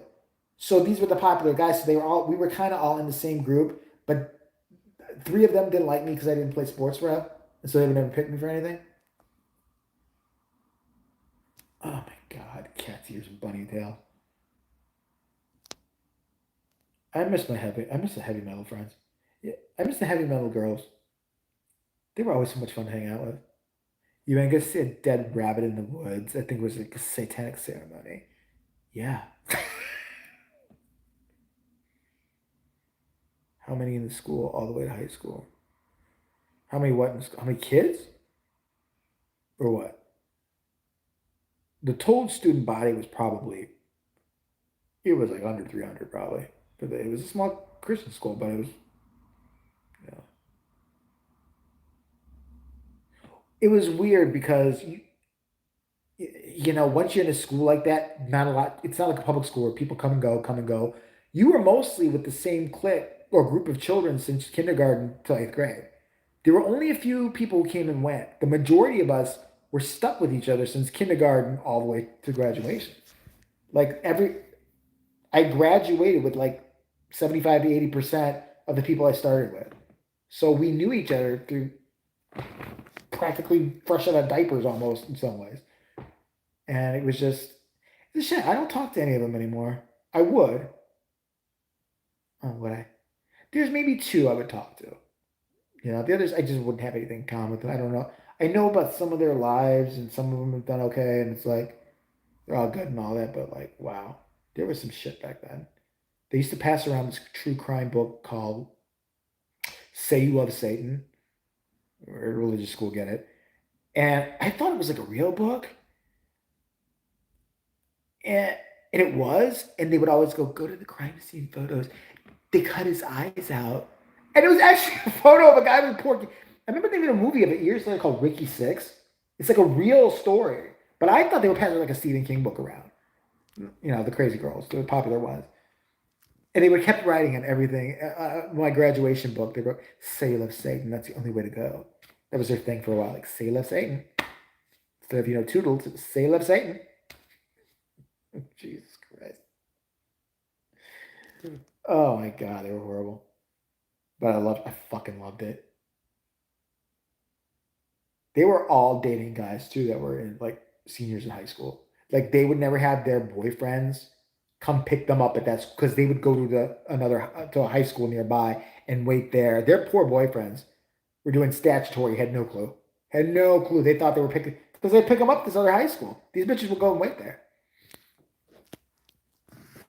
Oh, I guess I'm corny, but we didn't have like personalized playlists and we couldn't select our own shit. So you listen to like B96 or something on the radio, we had to hear everything. So we liked a little bit of everything. You listen to hip hop, some raps, but in my 80s, it was definitely heavy metal.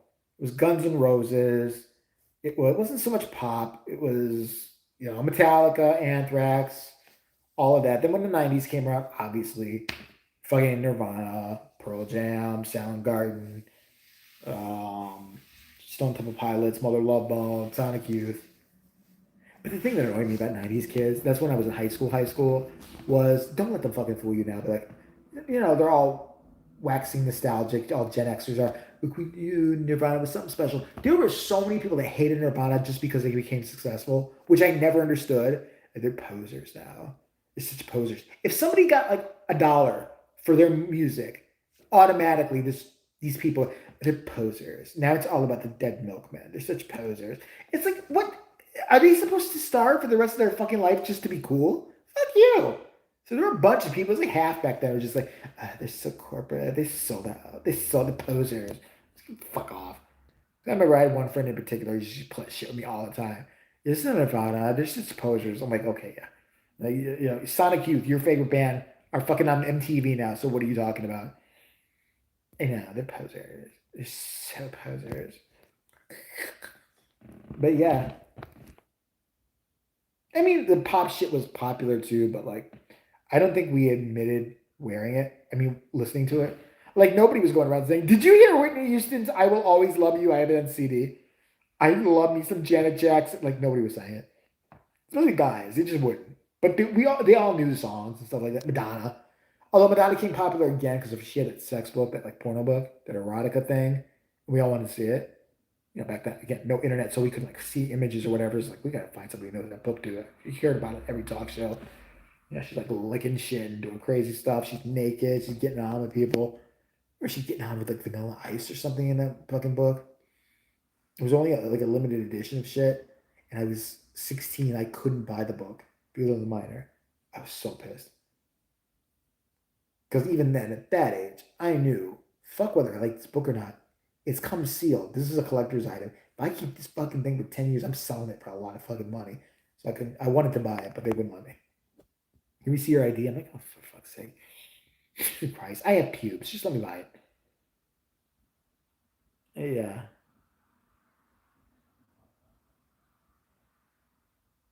I like Mariah's songs, but when she starts doing live performances, anybody who does that,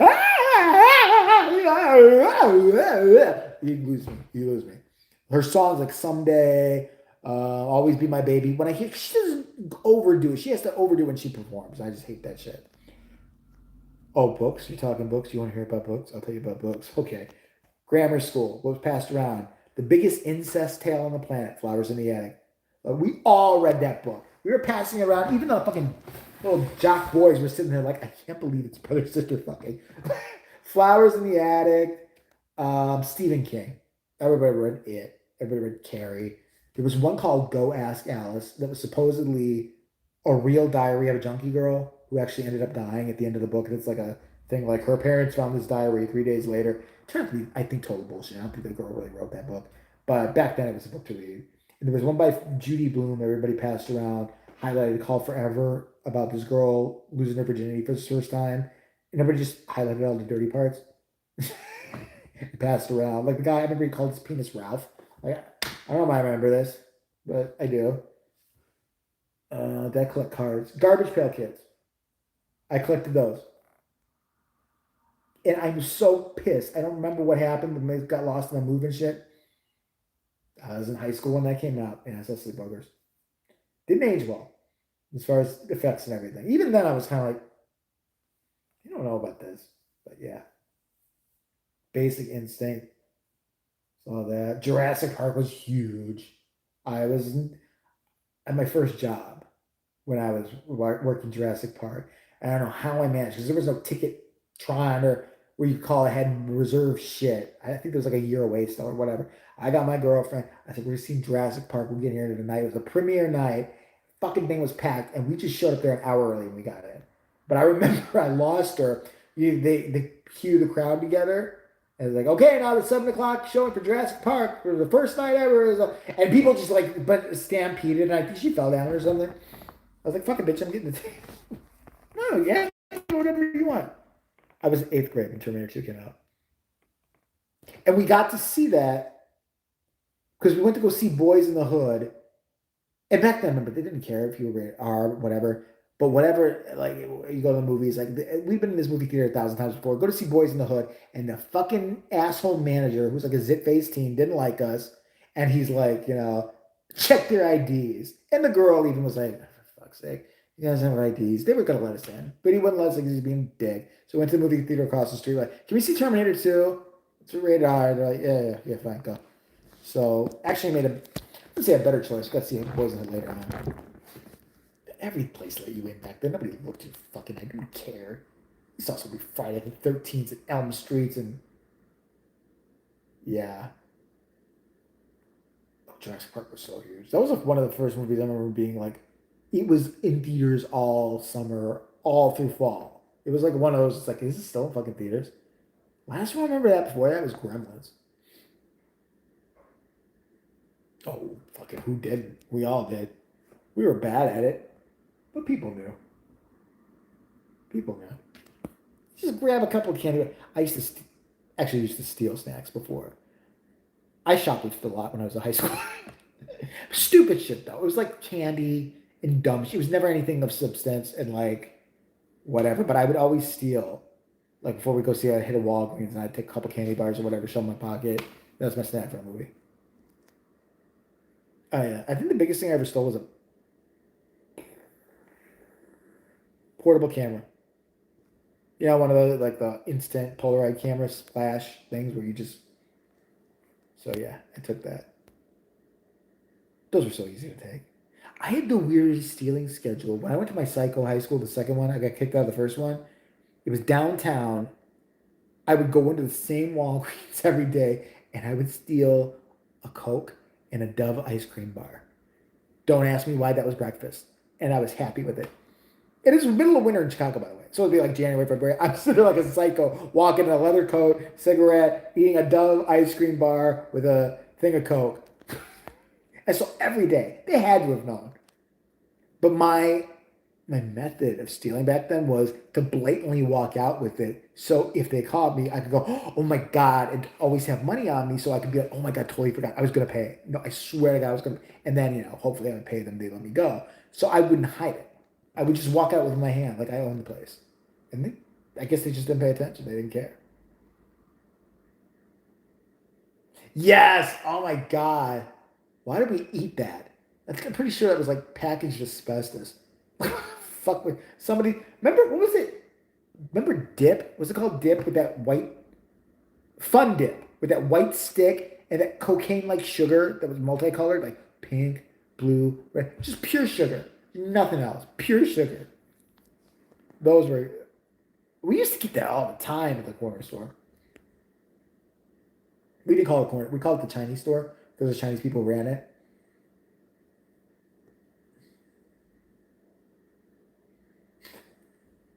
Those are so gross. Remember Big League Chew? You guys remember that? It's supposed to be like dip, but it was like shredded bubble gum, and you would stuff your mouse with it.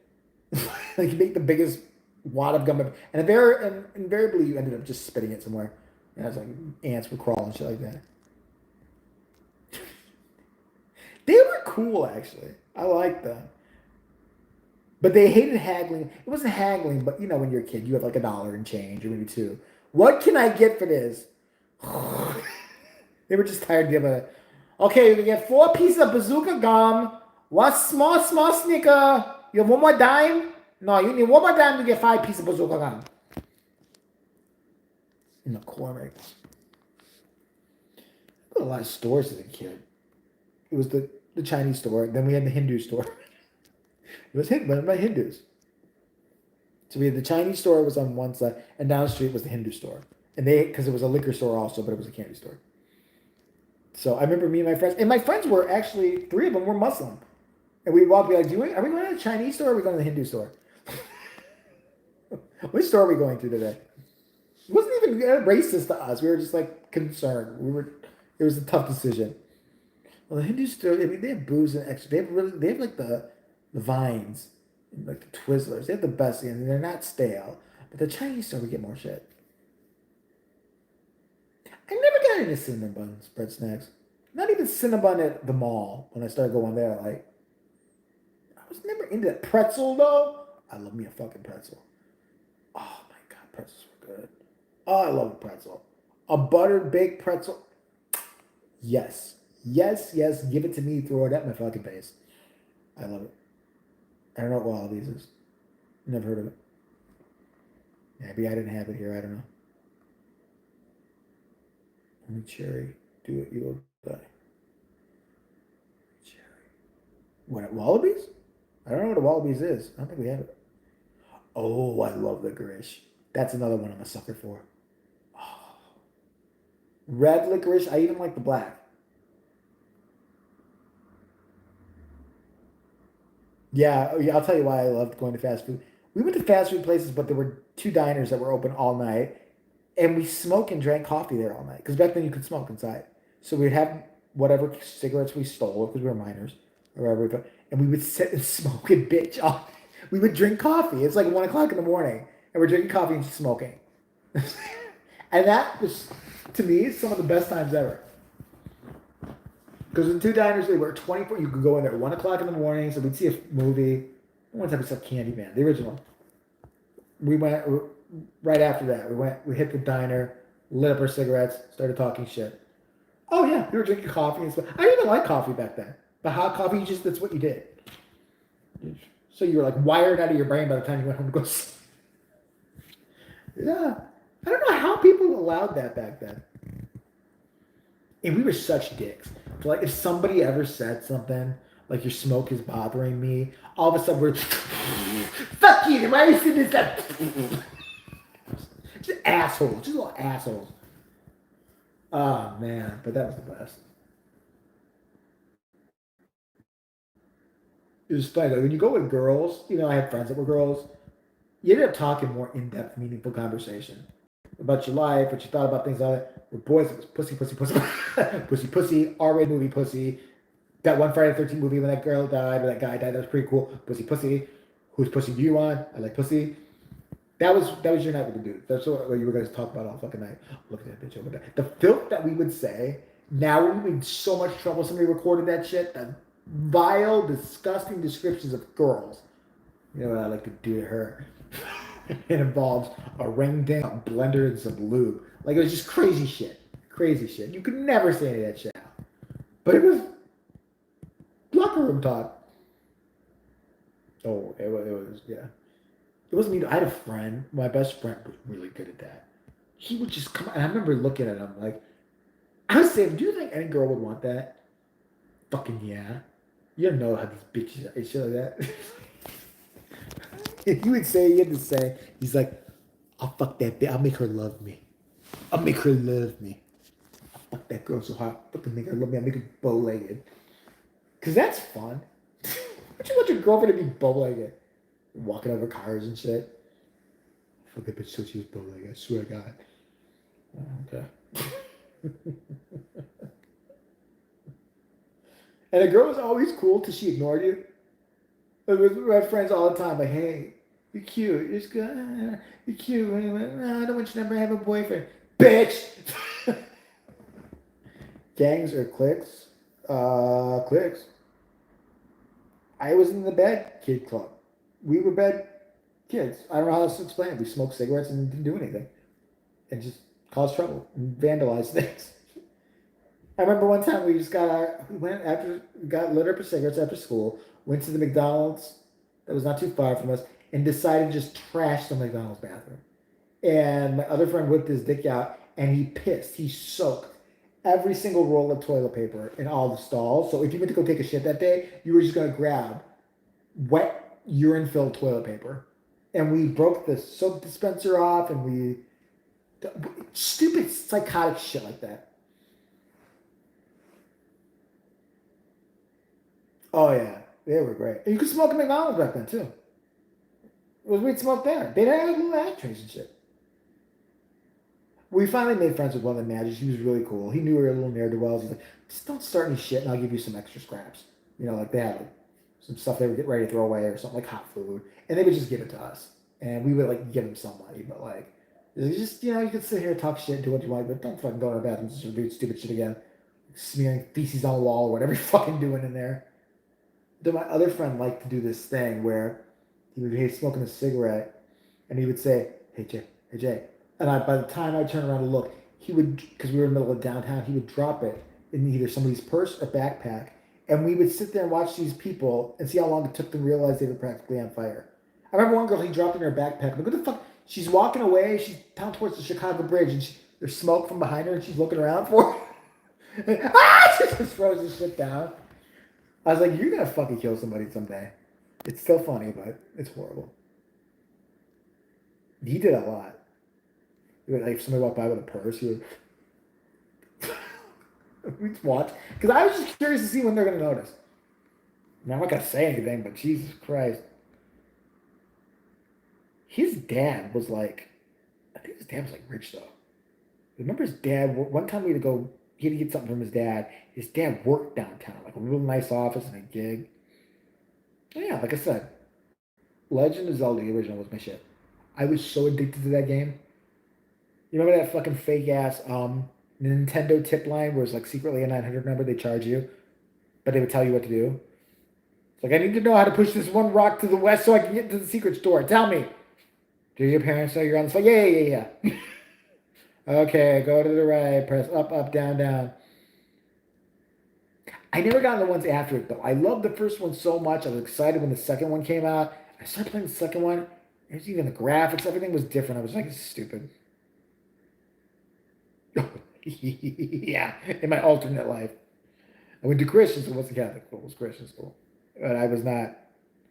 Oh, I mean, you know what though? I was worried about pleasing them. But it got to a certain point where I was just a behavior fucking. I just was. I don't know why. I liked it when bad things happened. It was fun for me. And maybe it is for everybody on some level, and it's not a good thing to admit, but I liked it. When I saw someone do something stupid, I loved it. Oh, I've got a ton of them. My favorite thing to do in class when I was in first grade, I would break a crayon. Get crayons, break them, and I'm towards the back of the class, so I whip one at somebody's head, like just a little piece, so it hits somebody's head, and then you just look straight forward like you don't know anything, and invariably somebody's doing that. They don't know what happened to them. They don't know why. And then you wait about another 20 minutes and you just take another piece of a crayon and whip it at their head again. And they're already back to normal. Like, I loved that. That was fun for me. If it was legal now, I would still do that. That was I could do that for hours. You snap a rubber band at somebody, do the same thing. I loved it. I fucking loved it. And I'm sick to say that. My friends loved shit like that. That was what people I was friends with. Dodgeball was so great. It was when you throw a ball at somebody's face. Like it was an accident. I loved whipping other people in the face with a dodgeball. The face gets bright red. They start to cry. Oops, I'm sorry. That's fun. I didn't want to play dodgeball anyway. I'm just like, we got it just as good as we gave it. You get whipped at a ball. You get bruises with that fucking ball. I think they don't do that shit anymore. Yeah, I hit more than one person in the face with the dodgeball by accident. Usually it was somebody I hated. It's where you never want to be in the opposite team with the enemy because some shit's gonna go down. I worked for a telemarketing firm that I was told was the Illinois Firefighters Alliance. We had a whole script to read to donate. And for whatever reason, I was very good with talking people on the phone. And I remember it was like a little tiny cubicles in this little rundown place. And all the others were like 20, 30-year-olds who were kind of like junkie-like, and I was smoking and drinking. And I was 16, and I came in there. I was doing so good. I was their highest. I got the most donations for whatever reason. And then one day, I called a number, and the boss was able to hear your calls, and he hung up on the number I called like immediately because the person was asking a lot of questions. And I went, fine, I just had a good donation. He goes, we could have got in trouble. That was a real firefighter. I'm like, we work for the Illinois firefighters. What the fuck are we doing? So it was a con. We were conning people. So I was really good at conning people, but I didn't know I was conning people at that point. I mean, we weren't getting paid in cash. It was my first job. Talking candy door to door as a kid. You did? I didn't do that. Mm-mm. I ended up working for a con job where I was really good at conning people, but I didn't know it. I thought I was working for the Illinois firefighters. He's like, don't. Don't say anything to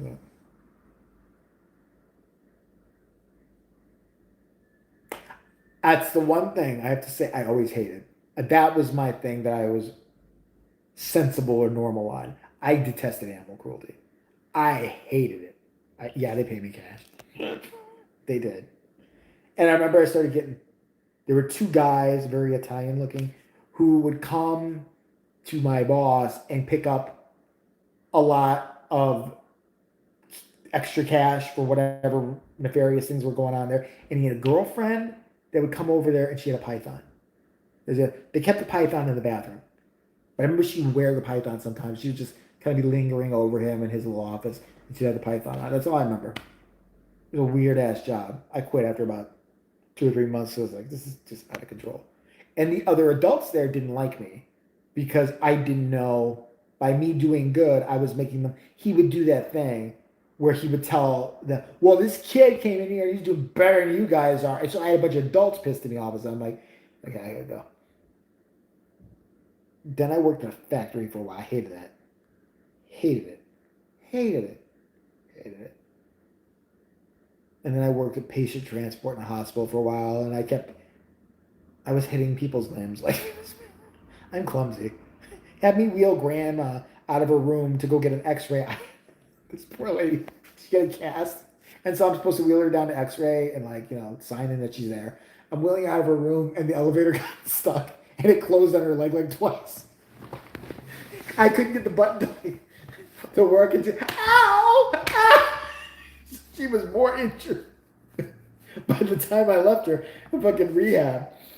One time I lost a patient because you had to like use the house phone, say you dropped them off at PT or whatever like that. I was like, yeah, they're like, they paged me and I had to call the house phone. They're like, where is so and so? I'm like, I don't know. I dropped her off at PT or something like that. They're like, well, she's not there.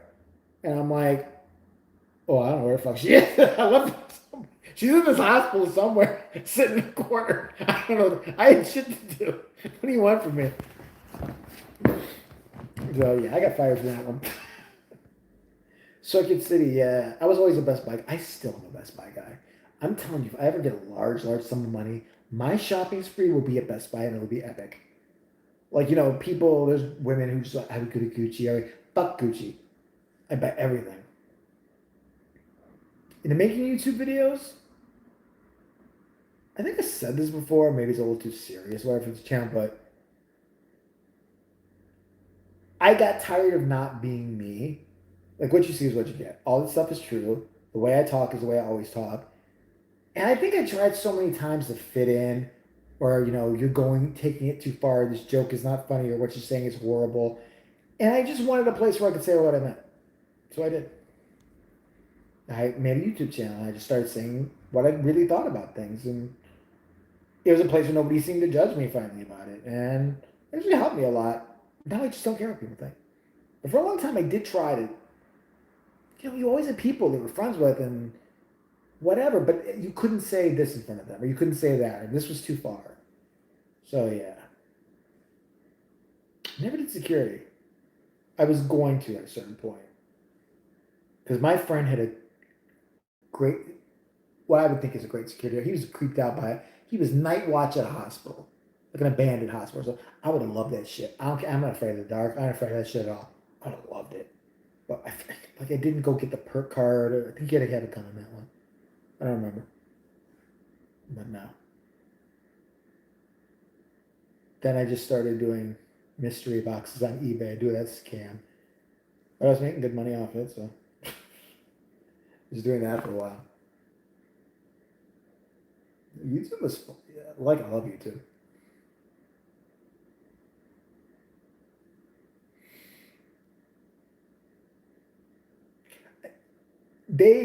That was early on when that was like 2-3 years into YouTube. Like, I miss that part of YouTube.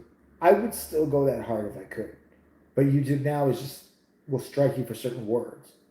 So it's like, oh, I love you guys. I'll do it anytime you want. But I had such fun. It's still fun doing YouTube, but you notice I have to curve back a little bit. But I was really angry back then too. But like they just they annoyed the piss out of me, those two. And I think somebody actually did offer them money to react to my video, and from what I was told in an email, they turned it down. Not a surprise. I mean, you know, she can get money anytime she opens her mouth. You know, fucking these two junkies. Oh, they just took me there.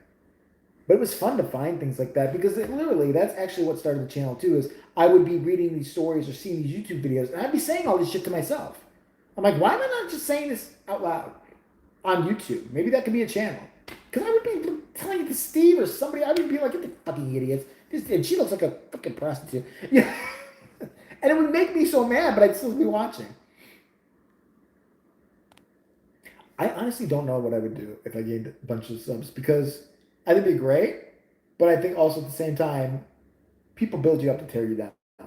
You know, you look at I've seen some controversial YouTubers when they get to a certain point, half that audience starts to like you get attention, but then that attention they want to report you all the time. So I can work two ways, but I'd be comfortable with like I don't know if I'd ever be comfortable like over 100,000. So like, I think under that you're kind of okay, a little bit safe. You know, not too many people hate you. Jesus Christ, a big YouTube paycheck. And these people who bitch, I see their videos now. Like last month, my AdSense, I only got $200. Really, sweetheart? Aw, thank you. You didn't have to do that, but I appreciate it. Aw, He's so sweet.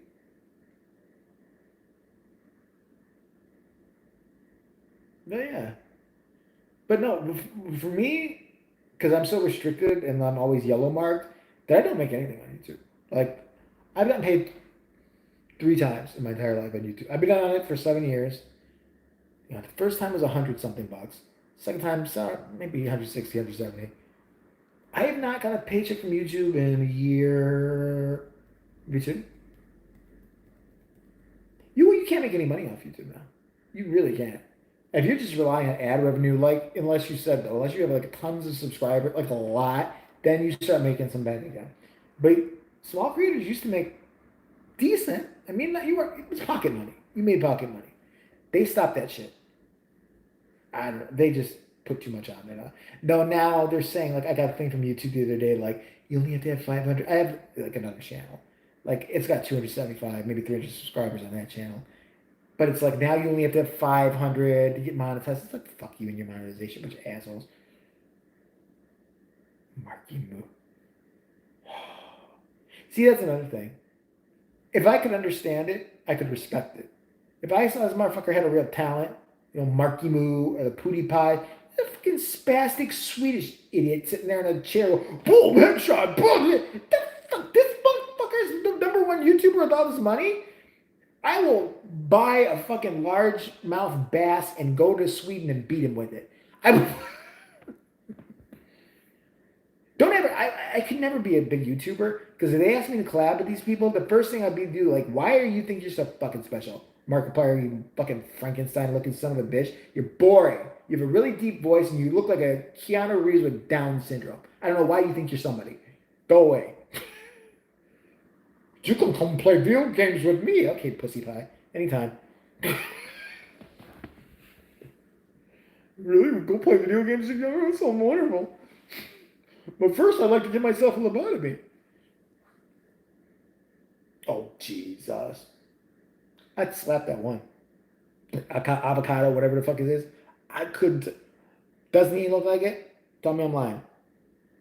Markiplier, I have a deep voice. I talk like I'm auditioning for the Light at Night FM, singing your favorite love songs.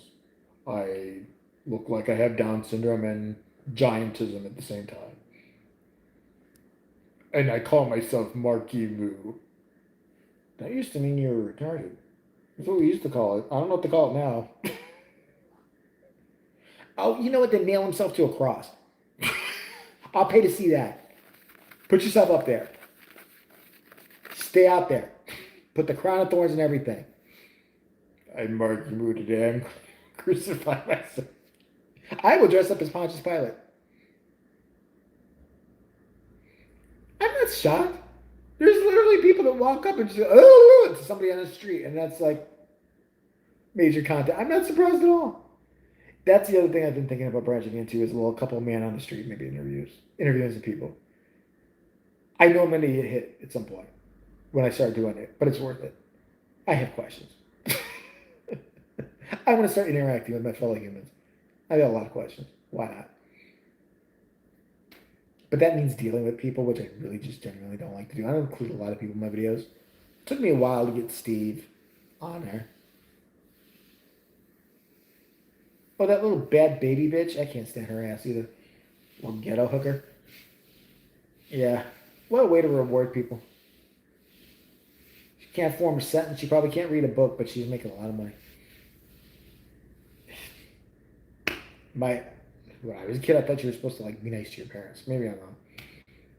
Yeah, blame her though. Her mom was an asshole. Her mom beat the shit out of her and shit. She had like a videotape of it. My favorite is still Cooney. I'm worried for her. I really genuinely mean it. Like I don't want to see this chick die or anything bad happen to her. But I cannot get over the on my Patreon is I actually did the reaction video to her gardening with her mom. It's an actual watch along, like about 20 minutes of it. She didn't know dirt was involved in gardening. I'll say it again. She didn't know dirt was involved in gardening. Oh, I got a lot. I was set up to do it once, but I didn't. They won't. It's her mom. Her mom is getting all the stuff for it. He is a retarded John Wick. That makes sense. I like that. And Murky Moo. Sometimes you can. What does he do? Like, honestly, what does he do?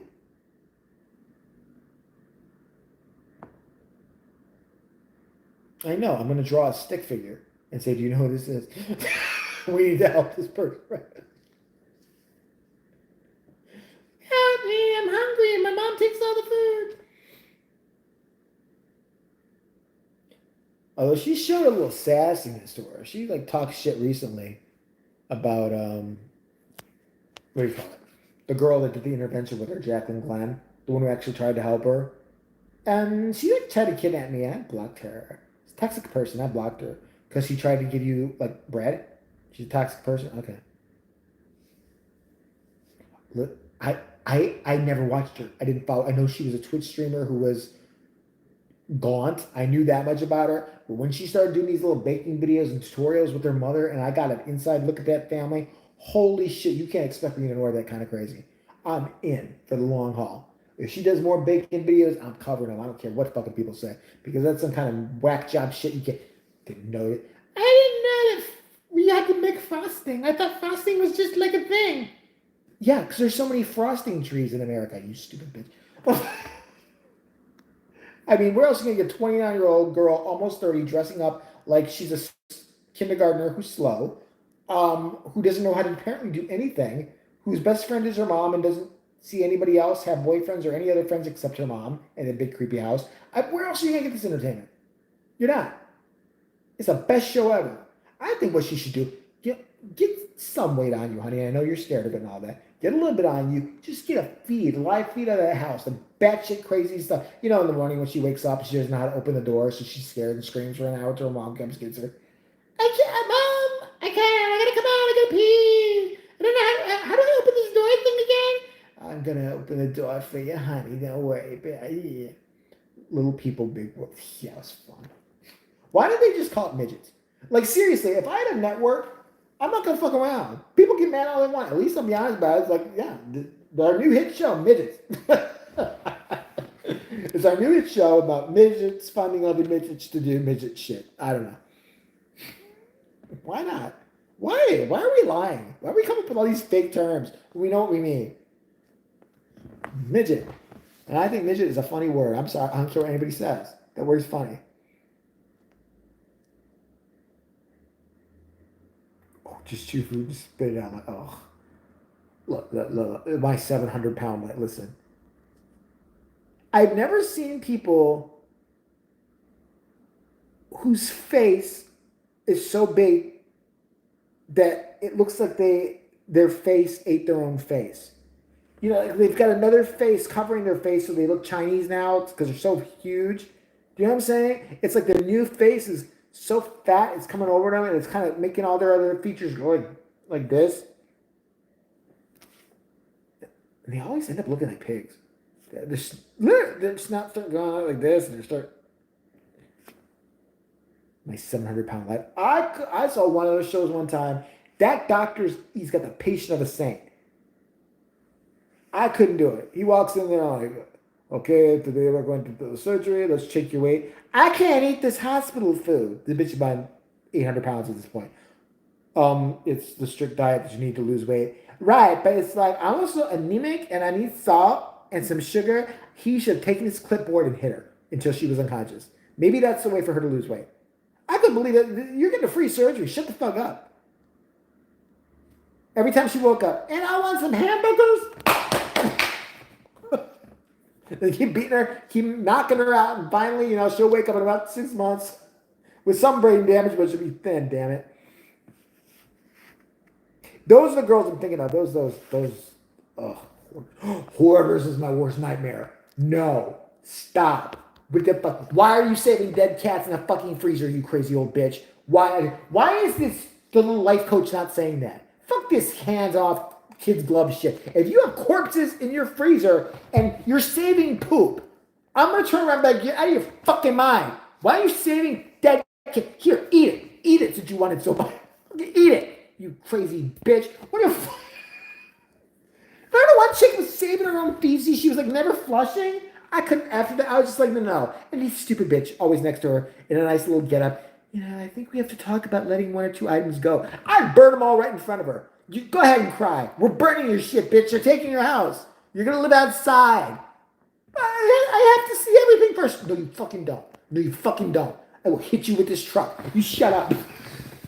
Let's do Jason's hoarders. I will clean the house up. Like, no, you don't get to look at everything. Nowhere. If it's in the trash, it's staying in the trash. I don't care if it's a baby that you fucking put in there. You're going to fucking not look through the trash. But I have to sort everything and get it. And the fucking therapist is just like that, too. We have to give them some control of power. You shut up, too, bitch. Because I'm telling you, ain't helped anybody. They all keep going back to being pigs. You're a fucking lousy therapist. As a matter of fact, let's see her credentials. Let's put her in a freezer, because she got my fucking last nerve with her bullshit. That soft voice ain't helping anybody out.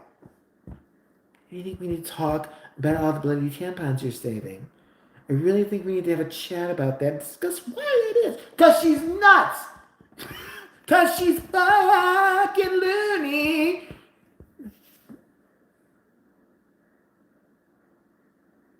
One suicide in the bathroom. Look. I can forgive some of it, but you know what? No. I'm gonna take it back. My parents fucking died in 1 year. I lost all my shit. I didn't start saving my poop and saying that it's memories and I can't move on. No. I did not start going to the yarn barn and getting hundreds of balls of yarn just stacking in my house and acting like I don't know how it happened. I don't know. I just let it go, I guess. I don't know what. You're crazy. You're a fucking nut job. That's why it happened. You're stupid and you're disgusting. That's why it happened. Nobody else will tell you this. That dumb therapist ain't gonna tell you. You're a fucking embarrassment. Your kids hate you. See, you guys. You know how to get me wound up. That's the goal. 5. Bring that shit out. Let's talk about those fucking 8,000-pound bitches next. Why not? Oh, that show Hoarders irritates the fuck out of me. Why are we giving kid gloves with them? I know it's mental illness. Then lock her up. Lock her the fuck up. She's saying poop. I'll tell them they're old and they can't clean. I'll be like, you, grandma, you're 1,000 fucking years old. You can't walk around this place. You have a bad hip. You're going to the old people's home now. Surprise!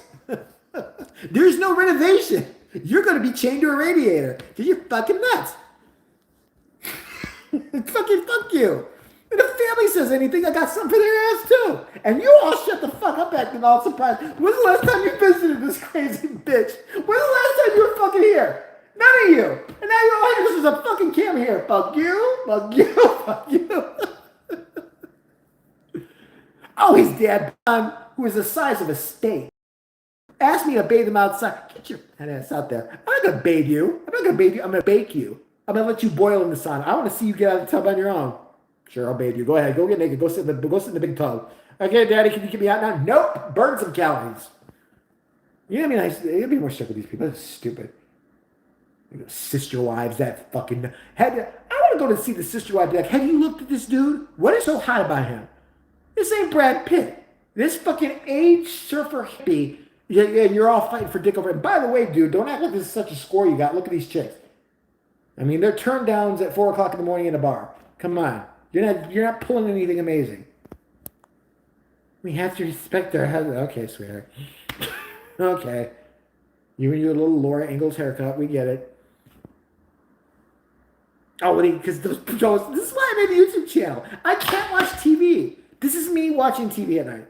If this was on right now, my 1 million pound life or whatever it was, this is the exact same shit I'd be saying. I'd be cursing TV out like a motherfucker. No.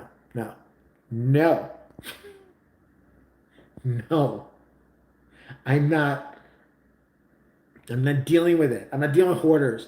I'm not going to sit there with that little pipsqueak fucking life coach one more damn time. We need to talk and see why she feels this way and why she's been saving used condoms and making a sweater out of them. We need to know these things. I will hit you with a shovel. I swear. Fucking God. Oh, fuck. I'm going to have fun burning this shit from. I'm going to start freaking out because a sweater from 1974 got thrown out. They have to go through the trash. No, you're not. I would run down the street holding the bag. Yeah, it's in here. You're not getting it, crazy. That's right. That's right, nutty. You're not getting it. I'm burning your memories that you never used. Shut the fuck up. City's taking your house. You don't gotta worry about shit anymore. Fucking demented hooker. Oh, God. I can't. Who is Dr. Now? He's got his own show. It's called My 600-Pound Life. Who is Dr. Now? What's that? That's not that chick who sits there, popping people's faces. I can't watch that. No. So today, there's a real large various base head. It covered her whole fucking head. And we just had, we drained about 5,000 things that looked like vanilla pudding from her face. What? This once, I would like to see her go in there and go, the person feels all bad about themselves. I'm sorry, we'll be back in a second.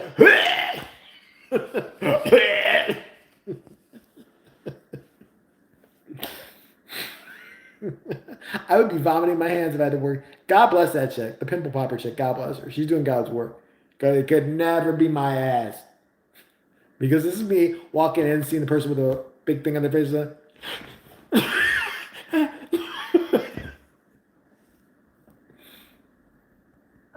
I did the video, got in trouble. I don't know if you remember that. I did one where I was giving an abortion. I was the abortion clinic. I did one. It was, so now you're going to get your first abortion. It got struck for something. I forgot what it was. Community guidelines. That was my first attempt at ASMR. Was like, you're at the abortion clinic. And I think I got a fork or something. Open up. You're going to get your abortion. I forgot what the spiel was. This is years ago. Yeah, I did a ASMR abortion. But that's the type of ASMR I would do. That's why I can't, because it'll get cut. Again, I hate to keep pimping up. That's why I have a Patreon. So I can do shit like that. Because YouTube. I got in trouble for that one. They were not happy. But I mean, I wasn't wearing a surgical getup or whatever. Big Piggy relaxes me.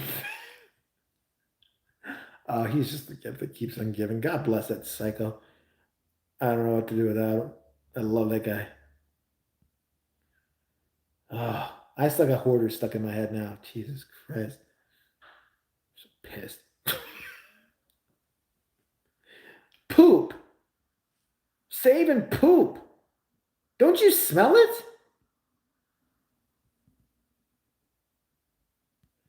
Oh my God. What? I didn't tell you though. I had an experience like that. There was this dude back in the day when I did smoke weed. I was like 22, where I was buying weed from this guy, but I'd never been to his place.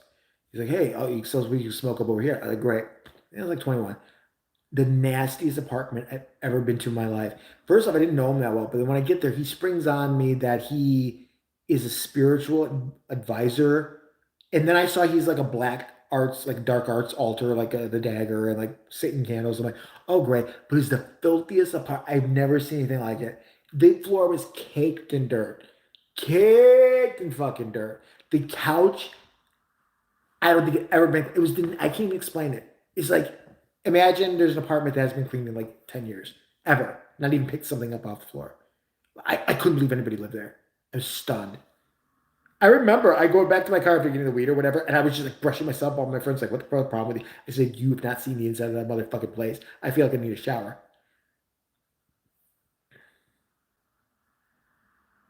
This would have made that. I'm sure this person's house you're mentioning was like a palace compared to this fuck. If you would have seen it, ash was everywhere. It was literally like, I don't know where all this hair came from. He didn't have a dog or a pet or anything like that. There was hair on everything. Covered. His sofa was covered in hair. It looked like pubes. Covered. All completely covered. Everything was covered in hair. Everything was covered in hair. Like, I mean, chunks of dust and dirt. Kitchen counter, like, It was on fucking real. And I remember just like, okay, he's super crazy. Let's get out now before I become, part of this somehow. An Earth is flat. Honestly, what do I give a shit if the Earth is flat or I don't care. Because I do believe the Earth is round. I'm a fucking idiot. But like, I don't give a shit. What good is it going to do me? I don't care. Somebody wants to think the Earth is flat. Have fun, wacko. I don't give a shit what you. Fine. Go try. Prove it. Prove it. Go find it. Because if it's flat, you'll fall off eventually. Yeah. I don't think it's unreasonable to believe that there's aliens out there. I believe they're smart by not coming here. Yeah, I don't think I can't imagine it's a far stretch of the imagination. I don't think that's like, ooh, there's a shapeshifter. No, I think there could be aliens. Don't see why not, you know. Although I'm waiting for that first landing on Mars. They're saying that is now like 15 years away. Not that far. Because they ain't gonna find shit there either. These aliens are smart. I'm telling you right now, if there are any aliens or ever was on Mars, they're gone already. They're like, fuck, these fuckers are gonna be looking for us. And they're crazy. Look what they're doing to their own planet. Let's go. Let's go. Wrap it up. Pack now, because they're on their fucking way. We don't know what kind of shit they're gonna pull. Shit. They've probably seen E.T.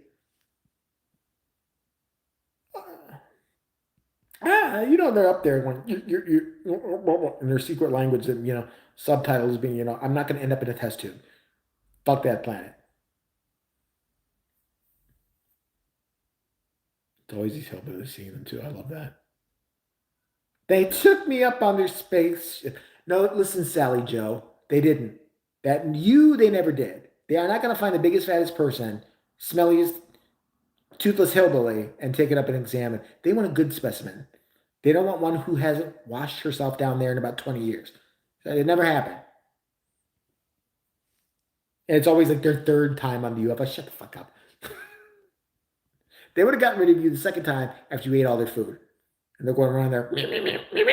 Where's food? Twitch and Anne Heche. What happened with Anne Heche? Is dead. Something happened with Twitch?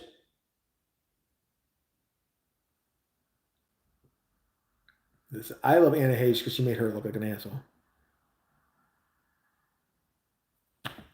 It's always one of them. You never seen a guy with like a six pack. I'm a jogger and I got a good job. I'm a lawyer. And yeah, the aliens came to got me. They said it was a perfect specimen. They actually said, hey, they gave me the thumbs up and everything. No, it's always Porky Pig.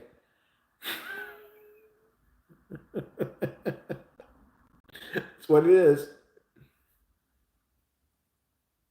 So we now know that the aliens just really, really love Alabama and Arkansas. That's what they love it. I'm Steve gets on me all the time because I am a clean freak. I'm not gonna lie. I Swiffer every day, and there's not dirt on this floor. I Swiffer every day. The other day I Swiffer mop, and regular Swiffer. I can't with dirty fucking people. I just can't deal with it. I can't. It's my own Jones. It's my own thing. I can't. I just can't. So that's why I think I have such a visceral reaction to hoarders. I'm the total opposite. Now I've seen the opposite shows with the extreme cleaning. They're a little too much. Where they go to the hotel and they bring their own cleaning supplies and shit. Listen, honey, if you're staying in a hotel, there's nothing that is going to be completely clean. You're not going to clean everything to your satisfaction. I'm not one of those crazies. I don't bring my own. Well, I have to, I'm in the Hilton, but I still don't trust this tub, so I'm going to scrub it down before I use it. No, okay, now you're just being extra. But yeah, I need to clean. It would make anybody not want to eat. Have you seen them? Fucking hell. I'm not that bad, thank God. I just I'm very minimalist in what furniture, everything. I like it clean. And once it is, I want it maintained. That's all. Because I grew up in a house, people I had people were paralyzed in my house, people who really couldn't clean. And there's only so much you could do at that point. And so I finally, when I was on my own, I was like, once I've cleaned a place, to perfection, it's easy for me to keep it up. I'm just going to keep it up. That's one place where me and Steve disagree. So Steve has no problem going into your bathroom, using the shower, coming out, and you just splash water everywhere. There's water on your fucking bathroom mirror. There's fucking wet towels everywhere. No, no, we're not doing that. We're not doing that. Never. We had mice when I was young. We had never rats, but we did have mice. It was like seasonal almost. And it was like every couple years, you just find mice coming in. And my dad would use those horrible glue traps until we knew, you didn't know better. It was the 80s. But, in the middle of the night, I'd be in my kitchen and it'd be one under the stove I didn't know about. And they're on the glue trap. It's like screaming like a girl. And then you feel horrible. So you have to take them outside and kill them because they're stuck to that horrible glue thing. That scarred me for life. Oh, God. Oh my God. I couldn't deal with that. I love animals. I really do. And I felt so horrible when I'd see one of these things. They're ripping their own skin out trying to get out. I'm just like, it's like Satan made these. So you have to put them in the bag and go outside and just whack them against the bricks so they die. I just was like, oh. Yeah, the ones that broke their neck, I was down. Okay, fine. They're not going to know shit. Toss them in the garbage. Those sick fucking, what is it, Germans make those? Jesus Christ. We have no mousetrap. They tried to get out there in pain and scream for hours. That's good. Shit. Country I never want to visit. Oh, God. They were effective, but it was just horrifying to deal with. Maybe if I didn't have to see it, you know?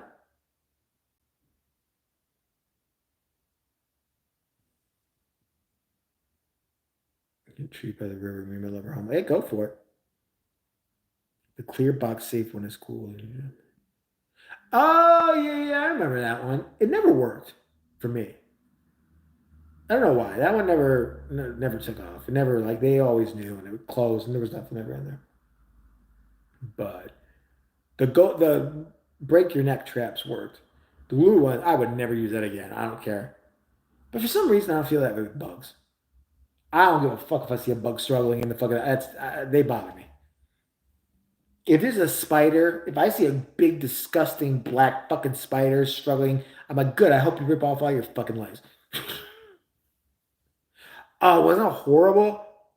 And worse is when you didn't know where someone had put the trap, so you're hearing this screaming and like crying, and you don't know where. It's like it's like walking into a nightmare.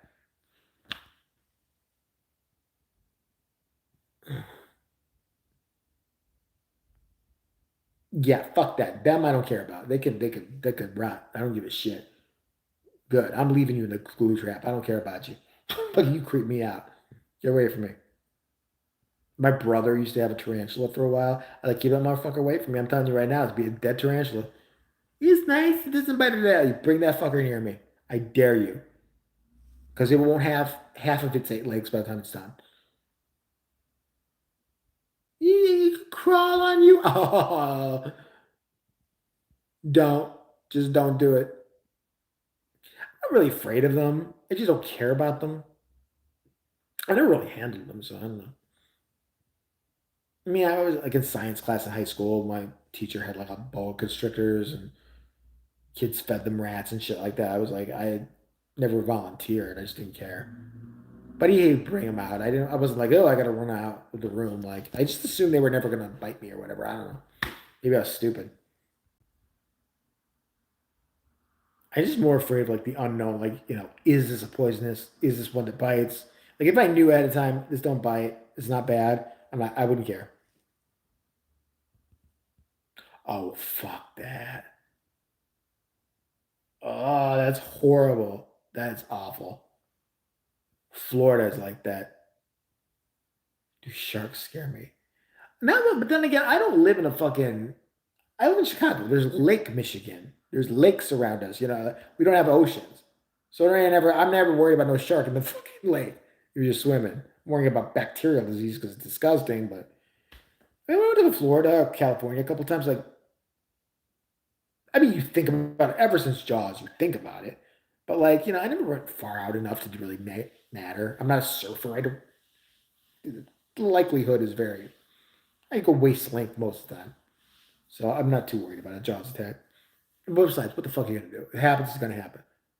I know to hit it on the nose. I've never seen one in well, I mean, no, that's not true. When I was staying at a Disneyland resort on a family vacation, they had like a creek where you could like anytime take a canoe and go out there. And me and my brother were out there one day, and there was like two, I don't know if they're crocodiles or alligators, just kind of cruising around. I was like, get this motherfucker back to the dock because I don't trust these fucking. They're letting us paddle boat where these fucking crocodiles. It's like a little man-made pond. It's not a big thing. I was like, get us a fucking paddle and paddle your ass fast because we're getting out of here. Because I'm not going to be lunch. Yeah, they would have them. I don't know, maybe they snuck in, but it was like they would have these little man-made lakes on the Disneyland resorts, like lakes or rivers or whatever, just so people could boat. And yeah, I wipe everything. Yeah, I kind of do too. I don't vacuum as much. I have a Swiffer vac, but like I don't have any carpet, so I do a Swiffer does a lot for me as far as the hardwood floors. Like when I had a carpet, I vacuum all the time, but easier with I find hardwood floors easier. Oh, no. You got me with clutter. No, no, no, no. We're not doing that. No. Of course, I love comedians. My faves, Louis Black's good.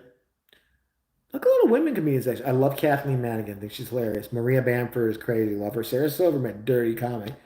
Love her. Mark Norman, think he's good. Uh, bunch of them. Pryor, of course, back in the day. Eddie Murphy used to be funny when he did comedy. Yeah, of course, I love comedians. I don't like the newer comedians now. I just feel like these little, like twink comedians is the one that you see them on TikTok and like the YouTube Shorts. It's to me they're all too well put together. They don't really have much to say, and they're all angling to get either a movie or a sitcom. That's all. Any paranormal experiences? Nope. I really can't think of any. Everybody's got some ghost story. I'm like, people ask me, "Do you believe in ghosts?" I'm like, I've never seen one. I don't know. I don't hear a segment. It's got me thinking about the paranormal thing though. No, I can't ever remember something. When I was younger, actually, okay, not paranormal. I don't think I've had a reoccurring dream since I was a kid, and when I fall asleep, I'm able to leave my body and I'm able to control it because I'm always aware when I'm going too high or it's like it's like a sense where when I'm leaving my body, I know if I think a certain way, I can go higher, I can go lower, I can go side, I go this side, but it's the same dream all the time. It's me leaving my body and flying around places, and I know always because sometimes I've gotten too high in this dream. Like I'll start to go higher and higher, like in the sky or whatever the fuck like that, and I always like bring myself back down. I can't. It's a weird. It's like it'll be a regular dream. I'm just walking, and then I know it's like how you know how to move your hands or move your feet or something like that. It's like I know if I stand still and do this certain thing, I can make myself start to fly. So it's very weird. And when I was younger, it manifested itself in a very lucid dream. I don't think it's like a paranormal thing. I don't think I was really out of my body, but where I would hover out of my body as a kid and go down my staircase, kind of float down it. But it was control. I can't. It was like controlled. Like it wasn't happening to me. I was doing it, and I knew I was doing it. I would kind of coast down my stairs. I would come up out of my bed, out of my body, and float out of my room, and I'd float down. It was just weird because it wasn't like a dream in the sense, dreams don't make any sense. They're not very coherent or cohesive. This was very. When I was a kid, I didn't know it was a dream. No. When I was a kid, I just thought I was flying out of my body. I don't know. I thought, I was young. You don't know anything yet. So, but it's still until I still have the dream. Now I'm not floating down my stairs or anything like that. I'm usually outside somewhere or going someplace and I like, oh, I think I want to leave my body for a while, and I just do it. And I know how to do it. And I know how to control it better than I did when I was a kid. I know how weird that sounds. It's weird. It's a weird, persistent dream through my whole life. Don't know what it means. No clue. None whatsoever. Okay, maybe this would count as a paranormal experience if it's.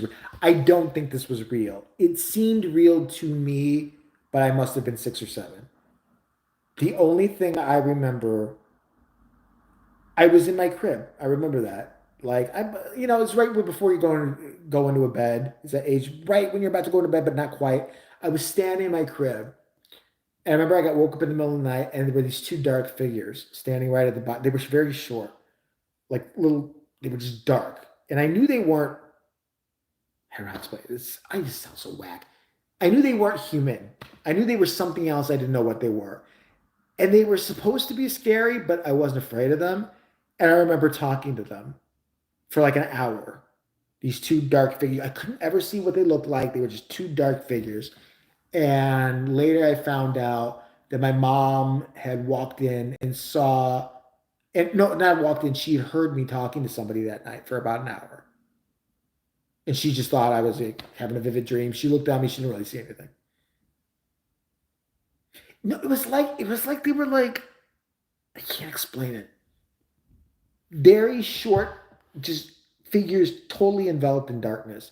But I could tell there were two different figures. And I was just, and they thought I was going to be afraid of them. I remember them saying something like that. And I remember being like, I'm not afraid of you.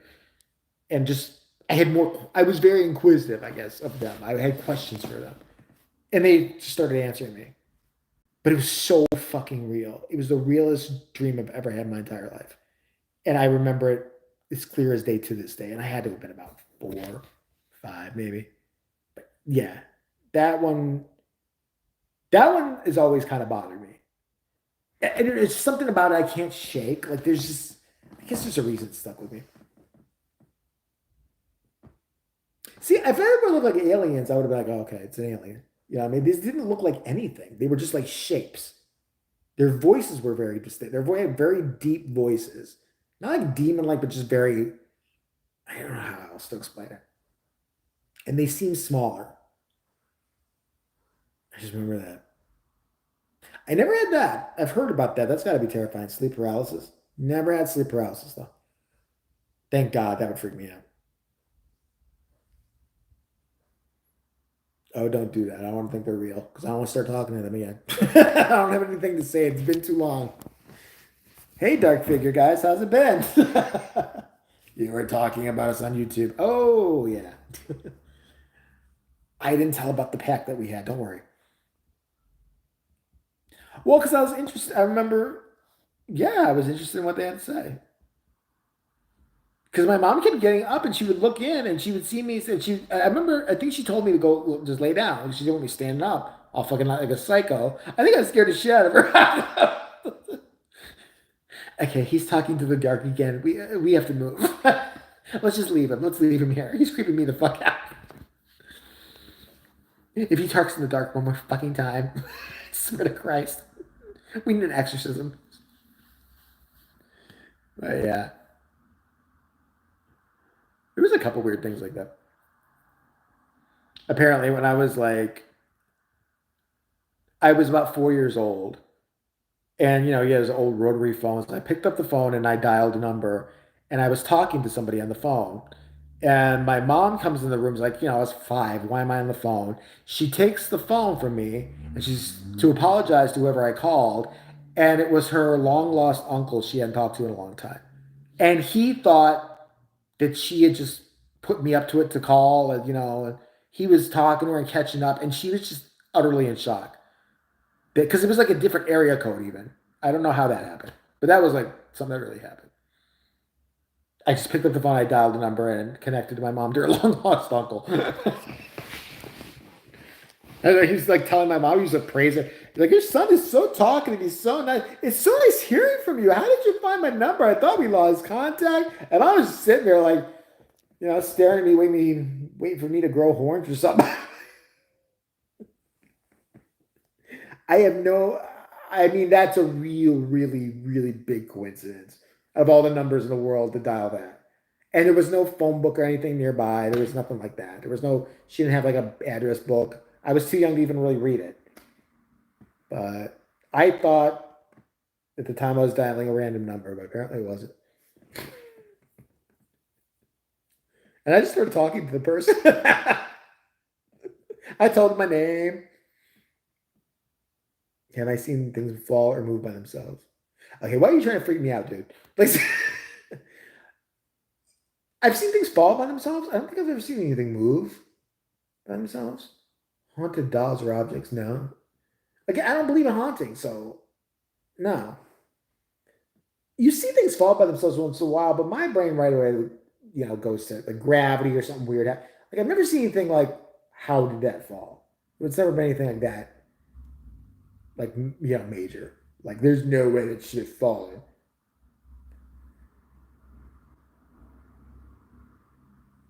Oh, he totally thinks. Stevie thinks I'm psychic. Stevie is convinced of that. Stevie believes in that shit. I don't believe in it. Just because I've happened to say some things that later on to come true. I think that's just educated guess or whatever. I think, I don't believe in that stuff. Steve is convinced. It actually started when the whole Ellen video came out because some guy put it on Reddit when I made fun of Ellen that I predicted her downfall 2 years before. I actually had people asking me for the lottery numbers. Like, seriously, on that Reddit post. I think time travel is doable. What are the mysteries of the universe? I mean, I don't know if we know how to do it, but I'm sure it's doable. I don't know. No clue.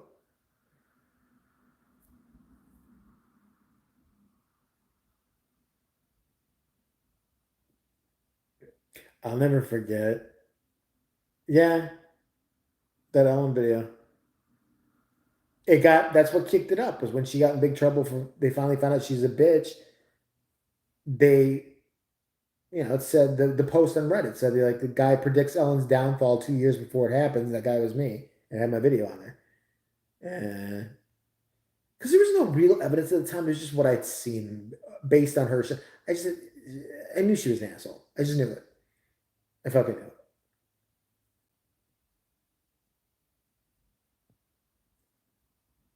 Steve is finally coming to terms with my channel. I love him. It took him a long time. He would try. He would try to tell maybe you shouldn't say this. Maybe you shouldn't say that. I said, Steve, I love you to death. But if you're gonna be on my channel and you're gonna know or watch my channel, you're gonna hear some shit you don't want to hear. And that's just the way it's gonna be. I'm not changing, and you gotta respect that. And he doesn't like some of the things I say, but at least he still got my back at the end of the day. That's what matters. So I appreciate it.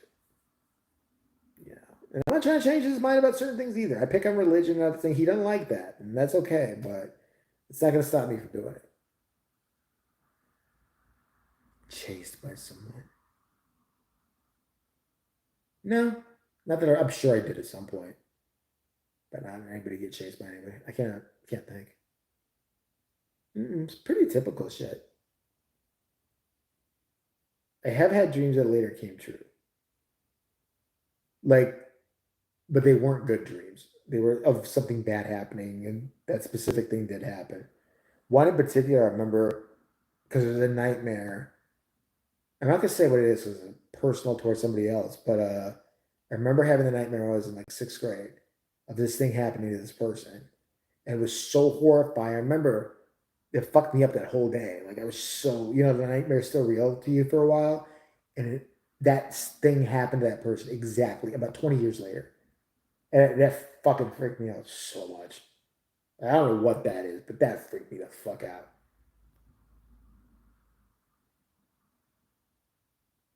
I'm looking for glass. See, I never had that. A lot of people have that dream about being late for something or looking for something. I've never had the one where you're naked somewhere. People have that one too. I don't know. I've never had. I don't think I've had many of the common dreams, like I don't know, like lost, looking for something. Like I've never had that. I don't remember any dreams of being lost. Anything like that's been weird, stupid shit, mainly. I'm sorry. All right, guys. I gotta head to bed. I'm tired. Gotta work in the morning. Glad you guys hung out with me. I'm gonna try to do more lives more often, and I love you all to pieces. Besides, I'm trying to look sinister in this light. So. Love you guys. Thanks for the donations. Thanks for hanging out. Thanks for watching. And hey, drop a comment below on this live after it's over. What you want me to talk about next? See you guys. Be good or bad. Actually, be bad.